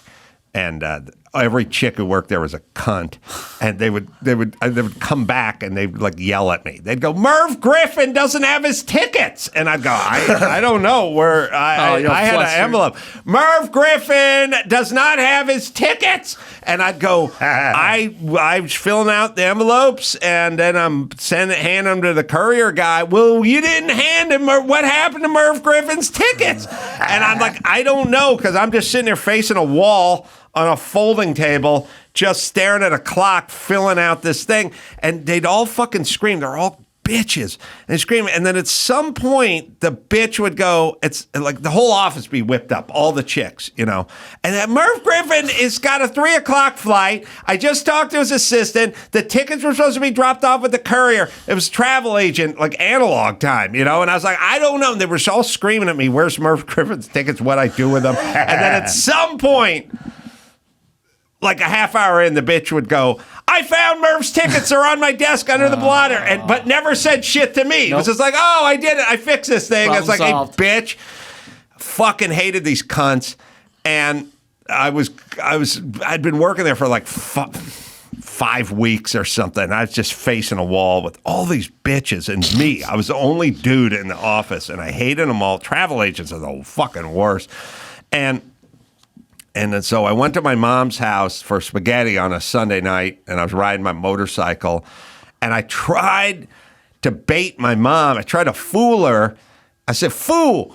I tried to get her and my stepdad to pay my warrant because I didn't have money, you know. And so I was sitting at the table with them. I've told the story before, but I said, I got this $500 warrant, and if I get arrested, if I get pulled over, I'm going to jail. Like, I'm getting arrested if I get pulled over. But I don't have the $500 to pay for it. But I got to go to work every day on my motorcycle. And Ventura Boulevard, where this travel agency is, it's just always crawling with cops. I'm so scared I'm going to get pulled over on my motorcycle. And if they pull me over, they're going to arrest me. And I was I was leading my mom, where my mom was going to go, how much was it again? It was like $500. And then I was kind of hoping they'd go, all right, listen, we'll front the $500. You're going to work it off. But when you get your first paycheck from Hoffman Travel, you got to give us $100 for the next 5 paychecks or something. My mom goes, oh, you're worried going down Ventura Boulevard with all the cops? I go, yeah, the Hoffman Travel's in Studio City off of Ventura Boulevard. She goes, you know, Valley Vista runs right along Ventura Boulevard, but it's a side street. So tomorrow morning, don't go to Ventura. So instead of giving me the money for the warrant, she just gave me a new route where there wouldn't be any cops. A workaround. Fucking next morning, going down Valley Vista, pulled over by a cop. That's what everyone was doing. Pulled me out, told me there'd been a lot of robberies in the neighborhood, like in 9 in the morning. Everyone goes to work, and he was patrolling the neighborhood, snatches me, lets me ride in the front seat of the cop car, handcuffed, but he let me ride in the front seat. He felt bad for me. I go to the drunk tank, or the holding tank. I call Hoffman Travel, tell them I got arrested.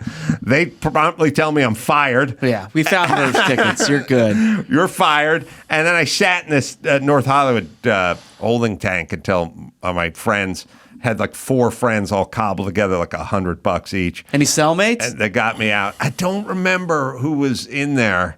I was only in there like 4 or 5 hours. And then I got bailed out. And now I owed all my friends $500 and I had no job. But the guy let me park my motorcycle on the side of Valley Hard or Vista or whatever. So he didn't tow it. And I was able to get a ride, get back on my motorcycle. That's cool that they let you ride in the front, because I remember my friend and I got a ticket, and the tow truck driver was towing away my friend's car, and my friend made a look to the tow truck driver, and the tow truck driver said he'll give us a ride, and we were getting inside the car, the tow truck driver. Uh-huh. And then the cop, this fucking bitch, she said, hey, get the fuck out of the tow truck. And she made us walk home. Oh, you really? can even ride in the towed car? My Hispanic story, I guess. I think. I got a motorcycle towed, another motorcycle. The first time I got arrested, I didn't get the motorcycle towed. That guy just let me park it. So That's cool. I knew you could do it. I was like, why would you have to tow it? I could just park it like on the side street, like I went to see a friend, you know. And they're like, So that guy let me do it. That's nice. The second time I got arrested, or not arrested, but pulled over on my motorcycle for not having a motorcycle license, the guy said, we're towing the bike. And I'm like, you don't need to tow it. I could just park it over on the side street. And like, nope, we're towing the bike. And they were hooked it up to a tow truck.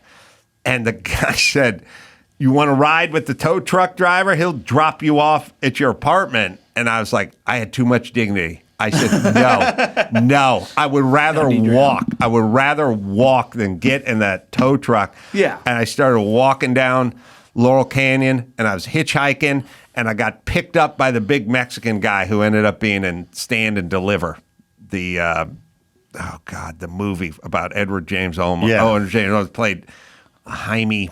Oh God, played the inner city Mexican math coach. Yeah. Jaime Escalante. Yeah, he played the teacher. And the guy who played the big Mexican muscle guy in his class, there's the guy who picked me up. Willie hitchhiking. Gauthier. Really? That's his name? I In don't a know. small role, right? Not a speaking. He was like one of the guys who Yeah. was always in the class. Yeah, but not Will a cholo, Gauthier. right? William Gauthier. Is that his name? Crazy, yeah. That dude picked, Will Gauthier. he picked He did comedy for a while. he did sketch, I think. Yes, He Will picked- Gauthier. He just picked you up. He wasn't in the movies. I wasn't in the movies. Nobody was in anything. He just saw you walk and was like, I was just fucking walking and hitchhiking down Laurel Different Canyon, and Willie, I wonder if he would remember that. He picked me up, and I was like, I didn't lose that much time. I told the tow truck driver to fuck off, and they left, and I was pissed at the cop because they towed my bike. So you know how to get the bike out of impound.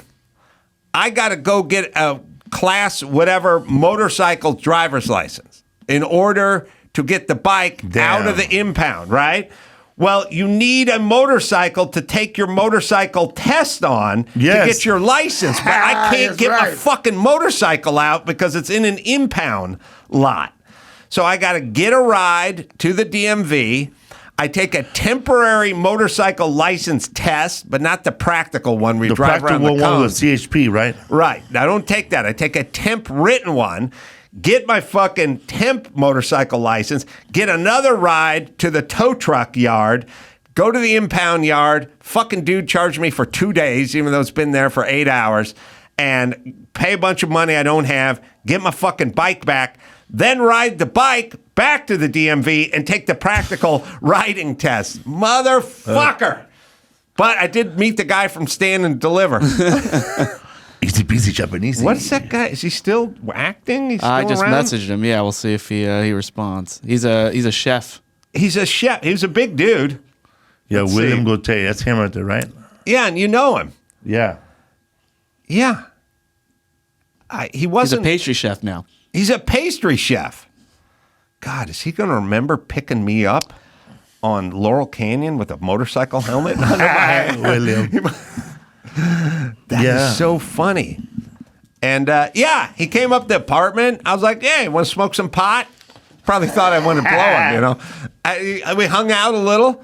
And then I said, what are you into? And he's like, I do sketch comedy. I was like, oh, I'm trying to get into I'm doing some of that too. And we started talking about, he was in the Frayed Knots, I think, like the sketch comedy group. And we just started talking. And I went out and checked the show out and stuff. Wow. Yeah, old school. That's how I Old used to school meet guy, people in L.A., right? Yeah. Just hitchhike with a helmet. I guess you look safe holding the motorcycle helmet. Yeah. You don't look like a rapist. Why would you be holding a motorcycle helmet? Unless you're in inside a motorcycle bar with just a helmet and no motorcycle. Oh, yeah. I didn't think about that. But he met me on Laurel, picked me up, Studio City. He's driving a Pinto. Life was much different back then. Hitchhiking isn't even a thing anymore. Nobody does that. I was so confident in my hitchhiking that I told the tow truck driver to fuck off, and he just took off. And I was like, I'll you get would have back to my walked the apartment. whole way if you needed I to. would have walked. Yeah. I was walking. I was on Laurel Canyon, and he picked me up in his Pinto. I don't need your ride. I was so disgusted by, and I also knew because I got arrested on my other motorcycle. It's probably about 5 years earlier. I know you could park it. I know I could have just parked it on a side street because I already did it before. I would just say, that's not my motorcycle. I found that. You're just going to leave that. It wasn't even a moving violation. It was just I didn't have my license. And I needed the fucking motorcycle to go get my license. Ugh. Yeah, my first driving ticket was an illegal left turn with no seatbelt, no driver license, and no insurance. And I did it right in front of the police station. Being poor And there was a sucks guy so behind much. me, dude, and man.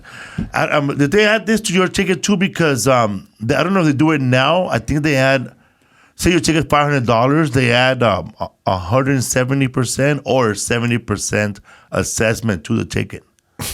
So if it's if it's 500, it's gonna be $900, almost $1,000 for that ticket now. Driving, and then later on, I had a third motorcycle towed in front of my apartment. Being poor sucks so fucking bad. Just driving in LA. Oh, I had a fourth motorcycle. Wow. I've had 3 motorcycles towed. 3. 3. The other one was my friend's motorcycle. I borrowed it. Still counts. What kind of motorcycle was it? I had a Honda 404. That's Nice. the one they let me keep my Honda 404. That was my pickup truck there.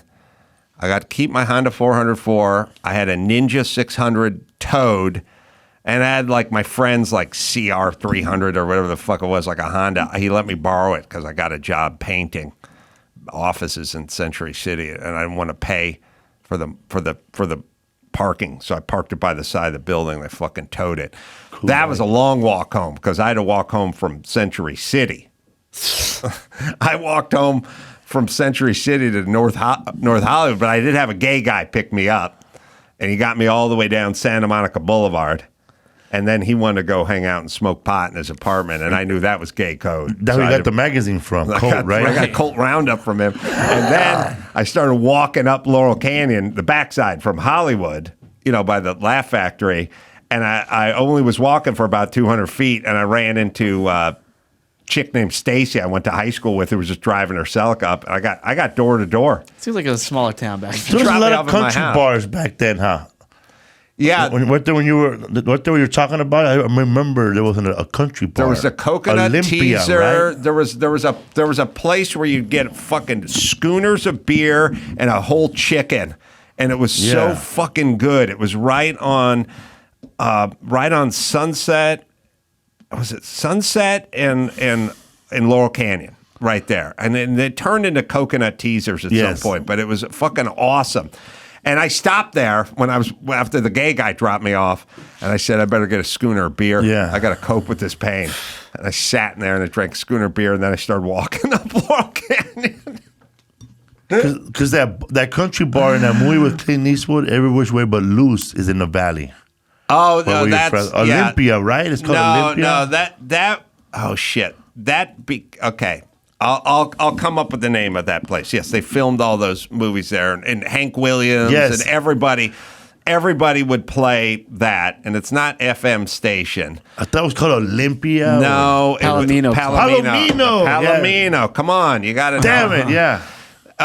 When my friends, by the time this chick Stacy dropped me off at my house, on my garage I was living in, it was like 8:30 at night, and the motorcycle got towed to Santa Monica to an impound lot. And my buddy was like, I need my motorcycle back. And I was like, I need $100 that I don't have, and I need someone to drive me to the Santa Monica impound lot tonight, and then I'll get on the motorcycle and ride it back from Santa Monica back to North Hollywood. That was the worst day of my life. Don't let Adam. Do they charge you more for the same as a car being at a tow place? I think they charge. They gouge the fuck out of you because the shit is in the yard and you ain't getting your keys until you pay them. And I remember having this conversation. My motorcycle got towed on a night sweep in front of my house. It got swept up at 11 at night on like a Monday night. And I went to the North Hollywood tow yard when they opened at like 7 in the morning to fucking get my motorcycle back that they shouldn't have towed. They said they shouldn't have towed it. Someone stole the license plate, and that's why they towed it. And I went back there, and I said, all right, I got this motorcycle. Shouldn't have been towed. They stole the license plate, but okay. And the guy's like, yeah, they shouldn't have towed it. They should have checked the serial number on the gooseneck or whatever. Like, yeah, I wish they did, but they didn't. Right. And he's like, well, you still got to pay me because I'm not letting it out unless you pay me. And I go, fine. It got towed at 11 o'clock last night, 7 in the morning. He goes, yeah, 2 days. 2 days. I go, 2 days. He goes, yeah, Monday it got towed. Today's Tuesday. 2 days, impound. I go, you've had it for 8 hours. He goes, no, is 2 days. Got towed on Monday. Shouldn't have been towed. And then today's Tuesday. You got to pay. It's 2 days. You know what I said to the guy? I go, why don't you just charge 5 days? I mean, you're just making, as long as you're just making the shit up and I can't get my bike without you, just fucking say it's been a year. Or just say whatever you want, because that's the realm. We're here now. You're just saying whatever the fuck you want. With the guy at the tow I had yard. to fucking pay for 2 days. 5 days is too extreme, but 2 days is like. And they should have never towed it in the first. I lent the bike to my friend Umgad. He took it to UCLA, and they stole the license plate, and he took it back, and he parked it in front of the fucking my apartment, and they towed it. You know what? What the fuck? All your vehicles need like stickers on them that say depressed, fuck it, broken. Because then if they're about to tell them, they'll be like, this guy's having a bad day. Now imagine you're my son, and he's like, I got to get in the Cadillac SUV and go out to Malibu, and then we got to go back to Crypto Center, and then yes. Yes, you do. Yes. Because I fucking walked My everywhere. motorcycles were towed farther than that. I did. It's so fucking funny having these conversations after this. All right, Felipe, we're going to let you go. We're going to give you a plug. What's up, for having me. Always funny. Funny Bone coming up, and that's March 5th through the 15th and don't forget, through the 16th. I'm filming my special in Sacramento at the Crest Theater. Beautiful. I see you're going to be at Magoobies in Timonium. I've been there before. Yeah. The owner is crazy. Tell him about, he has crazy stories about being a Vietnam vet in the Army and how he got away with doing no work. I don't want to start that conversation. That's going to be a long night. Felipe'sWorld.com is where you go. Paul Elia stand-up is going to be in here, and we'll do that right after this. O'Reilly Auto Parts. Well, they're in the business of keeping your car on the road. O'Reilly offers friendly, helpful service and parts and knowledge you need to do all your own maintenance and repairs. They've got thousands of parts and accessories in stock, either in store or online, so you never have to worry. If you're in a jam, they'll help you out. When you're a do-it-yourselfer and need a specialty tool to finish the job, well, stop by O'Reilly and ask for one of their loaner tool programs, because there's a lot of real special tools when it comes to doing certain jobs on cars. Simply pay a refundable deposit and borrow the right tool, then get the deposit back when it's returned, so it's free. They'll help you find the right part or point you to the nearest local repair shop for help. Plus, they can test your battery for free, in or out of the car, so you don't have to pop it out. The professional parts people at O'Reilly Auto Parts are your one-stop shop for all things auto, and you can find what you need in the store or online. Stop by O'Reilly Auto Parts today or visit O'ReillyAuto.com/Adam. That's O'ReillyAuto.com/Adam. In honor of Jim Carolla's 92nd birthday, here's a list of all the things Adam Carolla will do before he dies. Get stitched up by a veterinarian late at night because no doctors are around and he's been shot. Just one of the things Adam will do before he dies. Let's get back to the Adam Carolla Show. Paul Elia is here. He's got a stand-up special, Detroit Player. It's available now on YouTube. And Matt Rife had a part in this, or played a hand in it, I should say. Bassem Youssef as well. How'd you meet those guys? Just through the scene. I mean, Matt, I met him way early on, like when he first started stand-up. Mm-hmm. He was at the Laugh Factory, and he was 16 at the time, and he wasn't allowed to hang out at the club, so he'd have like 5 security guards walk him into the Laugh Factory, then he would perform, and then security would like walk him out. So he just looked like a fucking celebrity. Right. Like, who's this? Justin Bieber had the same treatment. And my son had that in a car show once. Like, first off, California has nothing but retarded rules. Like, you know what? I remember this. You know what California feels like? It feels like we have some evil overlord that have made insane rules to fuck with us. Right. But it's just us making stupid rules to fuck with us. I went to a car show, high-end, Jet Center, and Pebble Beach, multi-million-dollar jets and cars and everything, tickets and everything. And my son was like 14. And they're like, oh, no one under 21. And it's like, well, he's not going to be drinking. He's just walking around looking at cars. And we've been to this party before. Right. And they're like, all right, you know what? He can come in, but he'll have a CHP guy with him the whole time. And there's like a guy, a CHP cop, just walking, just looking at cars. Like, he could go to the bar, but the bartender wouldn't give him a beer because he's 14, you know? And I'm drinking a beer. Right.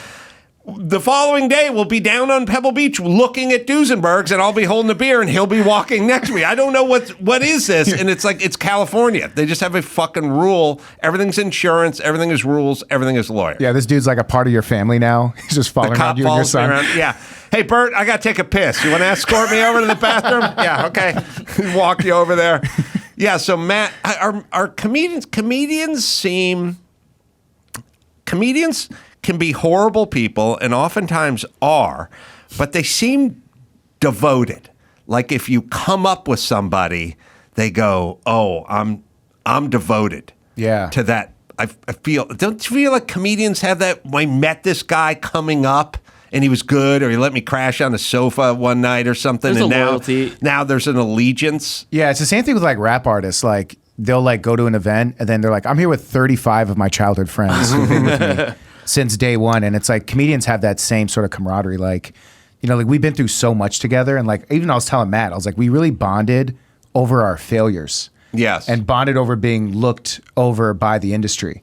Because like we go to all the JFL showcases and other festival showcases, and you know we were never picked. We were never, Hollywood was never like, we like these guys. Right. Like, you know, Matt did get Wildin' Out, and you know he started to get some traction, and you know I got some guest stars and co-stars here and there, but it was never like, you know, we're gonna catapult you and make you a guy. So it's like when he's self-made and did it on his own, he was like, bro, the people that are with me when I started, I want to rock with y'all. Which sometimes I'd learned to never expect that either, because people, when they rise, they just sort of, you know, they act how they act, and I don't take it personal. I at least try not to. Yeah, I had a on that note, I was the Oscars are coming up, and my daughter wants to go to the Oscars. And she's been bugging the shit out of me. Give me tickets. Well, for she the could go to the Oscars. Laker game. You gotta. I know, and she's gone.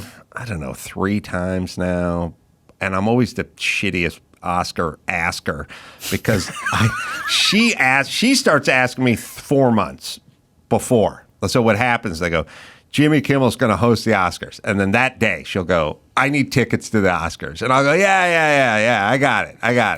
It's too early right now. And then 2 months later she'll go, did you get those tickets? I go, yeah. And then at some point it's 4 days before the Oscars. I'm like, Jimmy, I don't know if you're busy or what you're up to right now, but if you could just take some time from your working day to find me some Oscar tickets. And then this year, I was like, I don't want to bug Jimmy. He's doing. I was writing some jokes for the monologue and stuff. I said, I'm just going to ask his agent, my agent, you know, just get Natalia some tickets. He said, there are no tickets this year. It's all fucking gone. It's all gone. He said he called everybody, did everything. He even bugged Jimmy. I didn't want to bug Jimmy, but it's all gone. All right, so that's a good. It's all gone. So I then come back to my daughter and I go, you know, bad news, you know. And she asked me 275 times, and I go, no tickets this year. There's just, I don't know why, it's all gone. And she goes, well, if you had asked, 4 months ago when I initially told you they wouldn't all be gone, but you waited and waited, and I was like, I know, You should but have lied. I can't, because she would ask every day, and I just go, no, I'm on top, on top.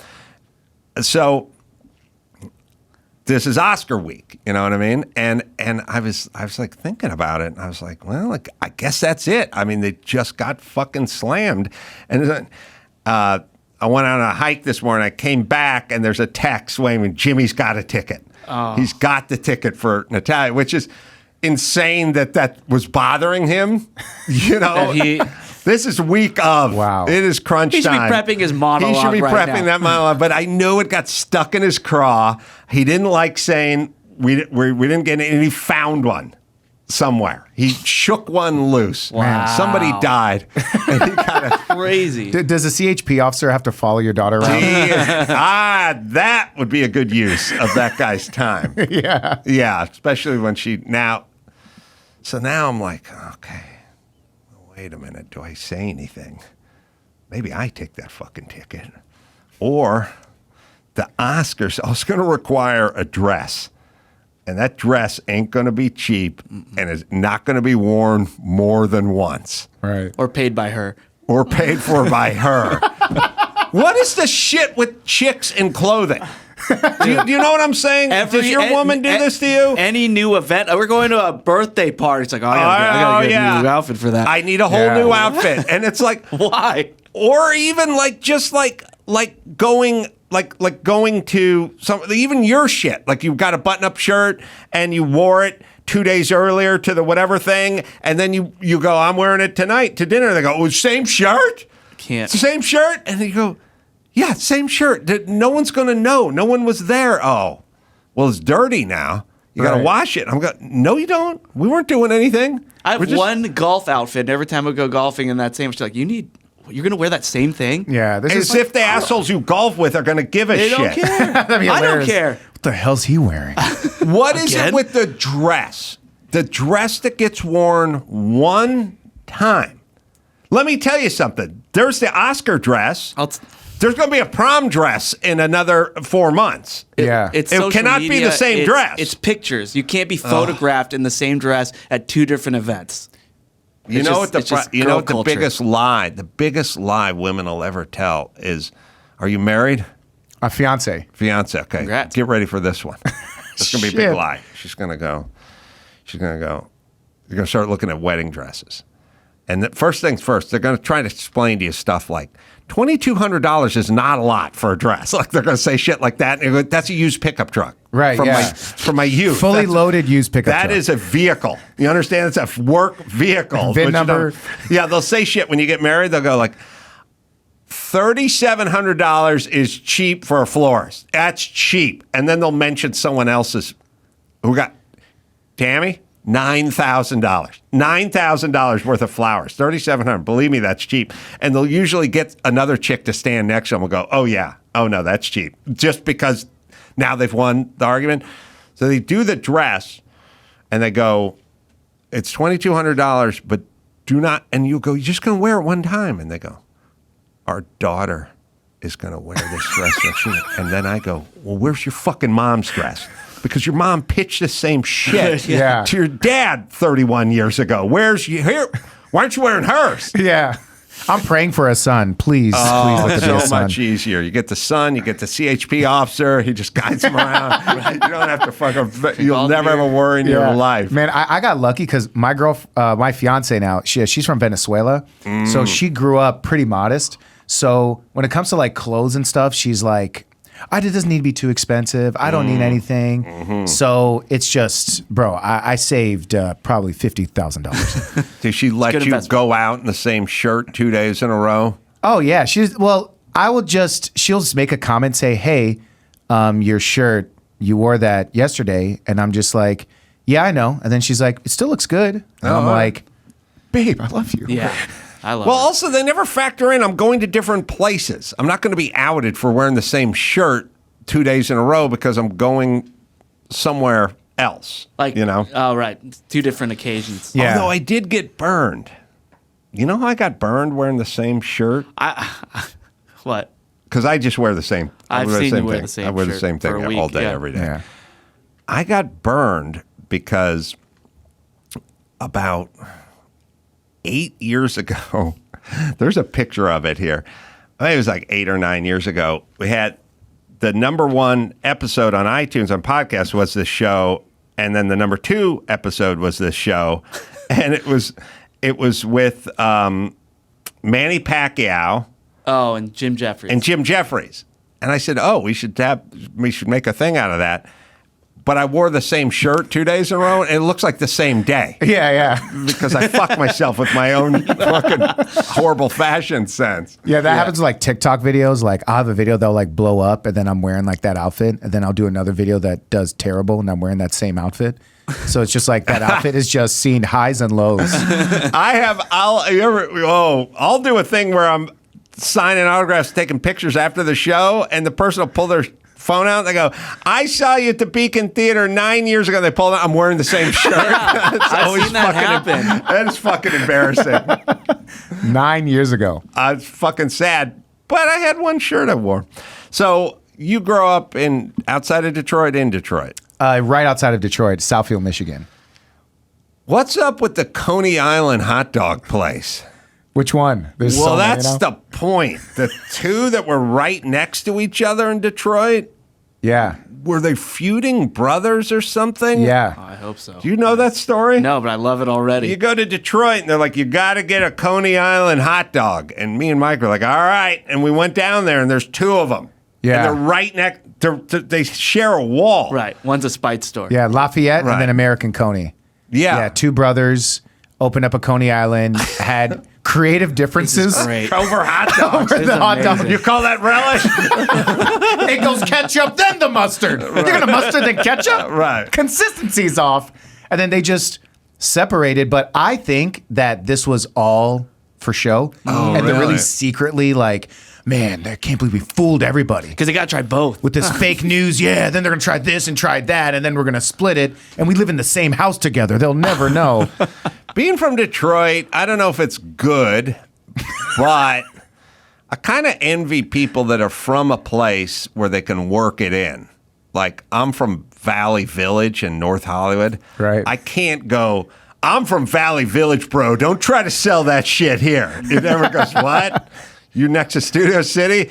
Detroit, the Bronx will work. There's a lot of New York. And people go, hey, man, you can't fuck with me. I'm from Brooklyn. Yeah, Brooklyn. So I know, even though you don't know anything, you're just a kid. You know what I mean? But Detroit is one of those places. You get a little built-in street cred. Oh, yeah. The street credits also transfer over. You know, I tell people I'm from Detroit. People respect it. And also, it's like when people hear Detroit, they're like, oh, automotive industry, blue collar, you work hard. And like that narrative is changing. Whereas before, it's like, I'm from Detroit. Like, oh, poor, houses repossessed, lions suck. Right. Maybe you're a criminal or like whatever assumptions people make. But it's like, Detroit now, the narrative is changing a lot. So it's like, I'm happy to be a part of it. And even when I was thinking of like names for the special, I was just like, what am I going to name it that really encapsulates like someone who like works hard?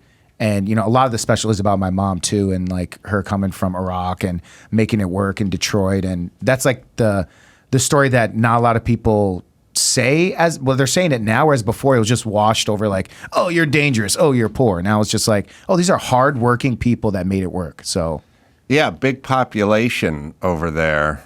Trying to think of, I went and did a corporate thing over there for the, God, what people? Were they called the Chaldeans? Chaldeans. Okay. Yeah. Chaldean people. That's not a pizza. Yeah, it's a Chaldean. So they put the cheese inside of the crust. Yeah, the Chaldeans. Are you Chaldean? Yeah, I'm Chaldean Assyrian, yeah. How do you get to become Chaldean? You have to apply. It's this whole, you got to submit an application. Process. And, They seem like a very tight-knit, successful community. Very. The Chaldeans. Who are the other well-known Chaldeans? Yeah, the thing is that Chaldeans have like this sense of like, some sense of their identity has been lost. Because like a lot of Chaldeans, like, we're ethnically Assyrian. What makes us Chaldean is our religious beliefs, like the Chaldean Catholic Church. So a lot of Chaldean Catholics who came from Iraq, when they came to Detroit, they were like, they wouldn't say they're Iraqi. They wouldn't say they're Assyrian. They'd be like, I'm Chaldean. Like their religion was their identity. So it's a very tight-knit group. And then once one Chaldean came to Detroit and then he had brought his family over, then he opened up a grocery store. Right. And then he bought another one, got his brother to work on that one, and then all the cousins came over. So yeah. I mean, it's a pretty good example of how things are supposed to work over here. You get together, you have the community, everyone busts their ass, and you become successful because this country doesn't really have limitations on success.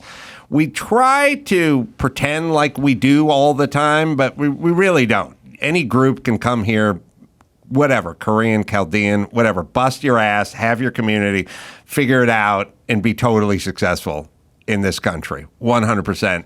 Although we never stop trying to pick it apart, there's really no other place you can just do this. And there's no guarantee of success. On the other hand, you bust your ass and you stay with it. It's the same with comedy. You know what I mean? In the sense that there's no big breaks and there's no, I know the head of show business and he's going to give me a theater tour dates and stuff like that. But you hang around, work hard, sort of keep your nose clean and just work, community, that kind of, get up, do tons of mic, take a lot of stage time, tell jokes. I'm mixing my metaphors now. But it just magically works out for the community or the stand-up. Yeah, and then if you're good and you're not dumb and you clearly have some sort of business sense and you pick up on things and you're like a sponge, which was like what my mom was. You pick up on things and you're like, oh, I know how to do business now. I know how to work with this person. I know how to network. And even with comedy, there's some people that when I first started off, they were at every single mic, bombing every single time, and they never got good. There's even some comedians that I see now, and I'm like, man, they're doing the same exact act. Yes. Same exact act, and they're just like, man, Coochie's crazy. Coochie? But so I just did Comedy Fantasy Camp, and I was up there with Jay Leno, and there's this guy who's like 60, and we're telling everyone, do 2 minutes of your act, and Jay Leno and Caroline Ray will tweak it and critique it. Cool. So the guy got up there. He took his shirt off. He was like a 6-year-old dude. Took his shirt off. He's wearing like trunks. Pulls them up high. I love it already. He's talking the entire time in a Clint Eastwood voice, like a bad Clint Eastwood thing. Pulls his backpack, opens his backpack, pulls out a traffic cone, sets it there on the stage and goes, hey, kids, get off of my lawn. And then he pulls out a beer from his backpack and he hands it to Jay and he goes, hold my beer, Jay. And then he completely does nothing. But my question is what did he think was going to happen? Because what did he think was going to happen? Because it just couldn't have, whatever was in his head couldn't have been what happened, but what was in his head, and then why would this work? Right. You know what I mean? With no jokes and no material and your shirt off, why? How you think Jay Leno's going to be holding aside, doubled over? No notes. No notes. His only note is, can you open for me coming up at the Will Turn Theater this weekend?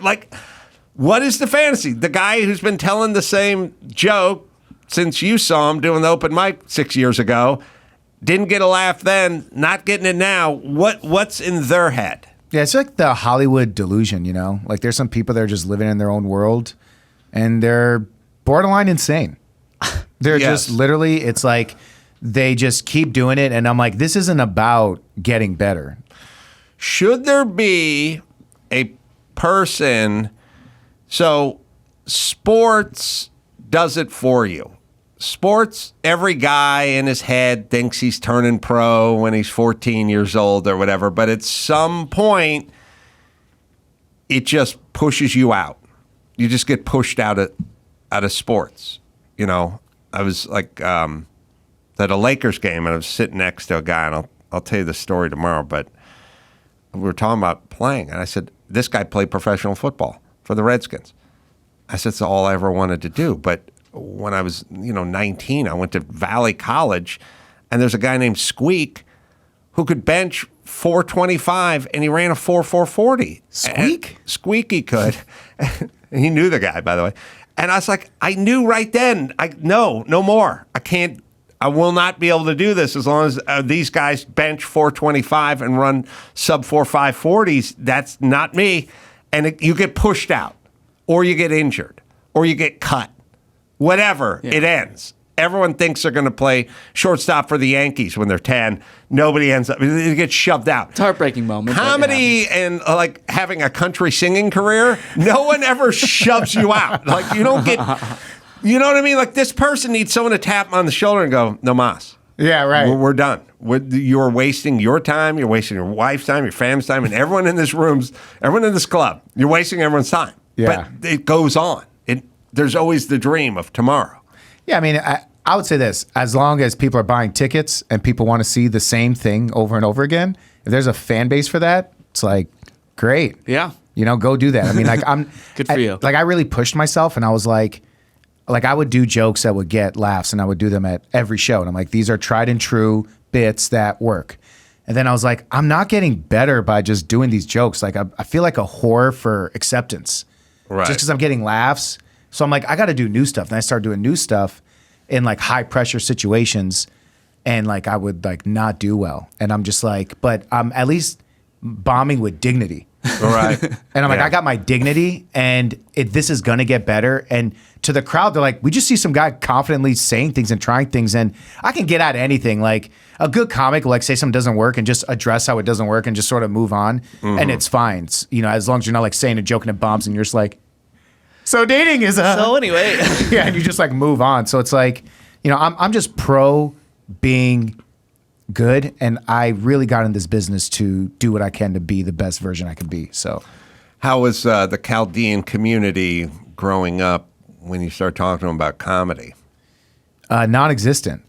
Yeah. Non-existent. Like even when I would do shows, like, a lot of the Chaldeans, like they had beef with me because I would be like, how come we don't say we're ethnically Assyrian? Like, why don't we like say that? And they're just like, because we're not that. Like, stop saying that. And then like I would talk to like scholars in like Assyrian studies, and there's like, no, Chaldeans are Assyrians. They should identify as Chaldean Assyrians. So there were some Chaldeans that didn't vibe with me on that front. Like even when I first started comedy, like doing shows, the only people that would really come were like my close friends, and I would try to promote it within like the community and the Chaldean network, and few people started to come out. Now it's like changing, it's starting to shift, like more are starting to come out, but it's like now that it's like my Instagram following is growing and they see me in videos and other things, are starting to be like, bro, we got to support this guy. It's like undeniable. Like we're actually being massive haters if we don't show up to this guy's show. So definitely now I feel the support, and yeah, it's great. Like when I do shows in Detroit, sell out pretty quickly, which is good. New feeling. I did an hour. I did a corporate gig for the Chaldean community. Did an hour. There being pretty decent audience for a corporate-y thing. Chicks dress a little loud, as I recall. That was one of my recollections. It was like wedding vibes, like makeup, eyebrows. Yeah, they go big. They have a little bit of they got a little drag show in them. Like you know what Dr. Drew calls them? And not the Chaldeans, but just in general, they're women who are female impersonators. That's brilliant. It's the only smart thing he's ever said. He would say, like, there are certain chicks that are doing their interpretation of a female as a female. Right. It's like a little fetishy, but that's kind of the Chaldean chicks. We're all into the, big. Yeah, lots of stuff. Big lips, big loud hair. dresses, heels. Yes, just everything. They have 4 kids at home. Yes, yeah, but a tight group. Very. And they like to eat, because I went to eat at a Chaldean place with everyone before the thing, and 2,000 pounds of food showed up. Like they just, that thing when you way over order and the shit just keeps coming, and you're like, I don't remember getting the baba ganoush. It's like, you got it. Yeah. It just Yeah. keeps You're showing already up, full. and then at some point, you ever do this? Maybe it's an ugly American thing where you go, oh, Jesus Christ, I'm fucking full. And I think they forgot to bring out the spare rib appetizer. And you go, good, because I'm fucking stuffed. And then at some point, you see him coming around the corner. Oh, we forgot the spare ribs. And like, oh, fuck. yeah. I was just throwing up in my mouth. Yeah. Now I got to pay for this shit. And I'm bound by law to eat 2 of them, even though I'm fucking packed, but because we ordered this shit and you forgot about Right. it. But the Chaldean, I don't know what the cuisine is. Yeah, it's just Middle like East? it's like Assyrian, Iraqi cuisine, and it's like hospitality, food. Like when you come to our house, it's like you're treated very well. I was thinking about this, but you tell me what you think. I was thinking, man, everyone's so fat now. And I was thinking about the other day, and I realized when I was growing up, if you did takeout, if you went out or takeout, it's like pizza. Just it was pizza. But you wouldn't do Thai food. Thai food was weird, and it didn't really exist. And you wouldn't do sushi. Sushi didn't really exist and was weird. And Middle Eastern stuff you wouldn't do. Like, I can't pronounce half that shit. I don't know what it is. It seems like it's goat-based. Like, we're not doing that. I sit around now and I go, sushi? Would kind of like to go down to a carousel over there in Glendale and get some Middle Eastern. Oh, that sounds pretty good. Mm-hmm. Ooh, Thai food sounds right. Well, maybe we'll do barbecue. It's like there's now 600 possibilities and nothing's off the table. Yeah. There's no You more get option paralysis. Option paralysis and caloric paralysis. Yeah. I'm like, Middle Eastern stuff. There was no. You would have been when I was growing up. If you held a falafel sandwich, you would have been locked up. Like, people have thought you were weird. Yeah, we didn't even know what a fucking falafel ball was, and now it's like it's everything. Yeah, falafel everywhere. Pizza. You mean? Yeah, yeah. I'm on Uber Eats. I'm like, this is like Netflix. I'm just like trying to find. Like, are you still ordering? Yeah. And I'm like, sorry, I forgot. I was hungry. Yeah. How is our indulgence compared to that of Dubai? And I mean, Dubai has everything, bro. Dubai is the future. Man, it is. Just watching an F1 race out of there the other day, I think. Yeah. And they got everything. Everything, bro. Like, the WWE is doing events there. Like, I don't know. They're probably going to start a football team. If you got money, they will come, man. People will show the fuck up. Dubai and the world is no difference. There's no difference than, like, Beyonce, who did a probably corporate gig there for like $20 million, and then I just saw that Rihanna did, played like, some an Indian Indian guy's wedding, wedding. yeah. The whole point is everyone's relationship with money is exactly the same as Rihanna and exactly the same as Beyonce and anybody else. All Which the is live like, golfers. yeah, they just go, fuck that. I'm not going over to that fucking ashtray. How much money do you have? Yeah. Hey, I'm getting on a plane. Like, that's we all just drop it to meet. Corporate, whatever, religion. You know how they treat women over there? Yeah, I know. But they got checkbooks. And, It's crazy. We give it all up and we just go, fuck it, we're going over there. Yeah. You got money, we're going to be there. Yeah. Everyone will show up. Yeah. That's all you have to do. They're like, morally, I don't feel. What? How much money? Yeah. Yeah, that's it. It's so sad and transparent. You know what I mean? It's sad how sort of easily everyone is just immediately moved by check. I mean, whether sort of micro. And the micro version is like, you want me to do gay porn? I'm not gay, but what do you got there? $170.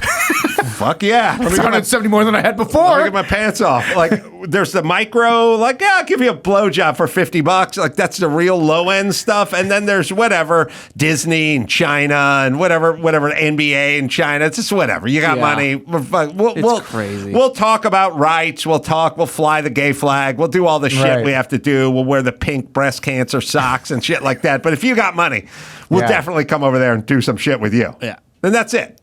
And now we should all just know it, right? Yeah, totally. I mean, I think Hollywood does the same thing for like you have followers and clout. That's their version of like, oh, you're people that we can make money off of you. Yes. And no matter what their content is, and even if it's good, they're just like, yeah, we can make money off of this. So what do you need? Let's get you a sponsorship and let's do this and let's monetize this. And then it's like, do you even like this? I doubt they do, but I mean, it's just the game we're in. I mean, they're not in the business of liking or disliking. They're just in the money business. And I guess it's high time everyone kind of realized that. Gold cars everywhere. Yeah, Hollywood is weird because they're in the money business in that, I've told everyone a million times, I drove Bryan Cranston from right here to the Burbank airport so he could shoot Breaking Bad in New Mexico, and it was supposed to be shot in L.A. or Riverside County, and they pulled up everything and they moved to New Mexico because they got a tax break. So money talks, yeah. Money talks. Everyone will do it. Now, the problem with California and Los Angeles and Hollywood in the business is we have to pretend like we're artists on the way to go to New Mexico to save 13% on taxes, right? Yeah. So we talk art, we talk about this girl's a hero and an inspiration, everything else, while we're leaving to go to Vancouver to shoot a movie and drop our money off in Canada or whatever. So, but we overcompensate with the but so that's what the NBA does. They talk about no child being left behind and the children and the kids and the people and the women and whatever, and then they go to China and hammer some checks, right? So that's where we're at. Yeah. People should just get used to it. Yeah, money is money conquers all, bro. It's like people are just submitting to it. And yeah, and that's why I'm starting to realize, like, as a young artist, I was like, oh, people are going to see me and be like, oh, this guy is good. He has a point. There's something he wants to say. We want to work with him. And then I started to realize, I'm like, man, this is a business. Think like a businessman. And, that's what, like, my brothers, I have 3 brothers. One is a neurosurgeon. Wow. My other brother owns his own law firm. And my other brother is a mortgage banker. And it's like they speak business. They speak money. And, like, my mom, even when she came here, she didn't teach us Arabic. She didn't teach us Sudith. She tried to teach us money. Right. And she was like, this is the language you need to learn. I got on a plane 2 years ago, went to Detroit, and did a corporate gig for Chaldeans, and I fucking hate Chaldeans, but they paid. They paid. Every man has his price. That's right. I had to fucking vomit after I got off stage, but I stayed and shaked every one of those filthy Chaldean hands because that goddamn check cleared. So let it be known. That's the reality. Yeah. Sorry. Nah, man, real talk. The language we of the broke dollar. PETA with my arch enemies, the Chaldeans. I never heard of a Chaldean before that. Let me give you a plug, by the way. Detroit Player. It's on YouTube is where the stand-up special is, and there's live shows. Oh, Netflix is a joke out here in Los Angeles. Yeah, I'm doing one of those somewhere. The Hotel Cafe, that'll be May 6th, and then you're doing it again at the Troubadour. That's bitching. May 7th. So they're doing the whole Netflix is a joke festival out here. Paul, thanks for coming out. Man, great to finally meet you, man. Really good. Well, when I walked off that stage in Detroit, I swore I would never look another Chaldean in the eye. You know what? Breakthrough moment. You're one of the good ones. All right. You can go to adamcarolla.com for live shows everywhere. I'll be over at Jimmy Kimmel's Club. Isn't that this? Wait a minute. Am I screwing these dates up? I've got this Thursday? Or is that Mike August talking? Might have been Mike August talking. I don't see it on. Oh, it's not this Thursday? You did have a show this Thursday. I think I do have a show this Thursday. All right. Anyway. Oh, I do. Oh. I didn't make the list. All right. We'll have to adjust that. You can go to adamcarolla.com for all live shows because Bakersfield and Chicago and Salt Lake City and, oh, man, all over the place.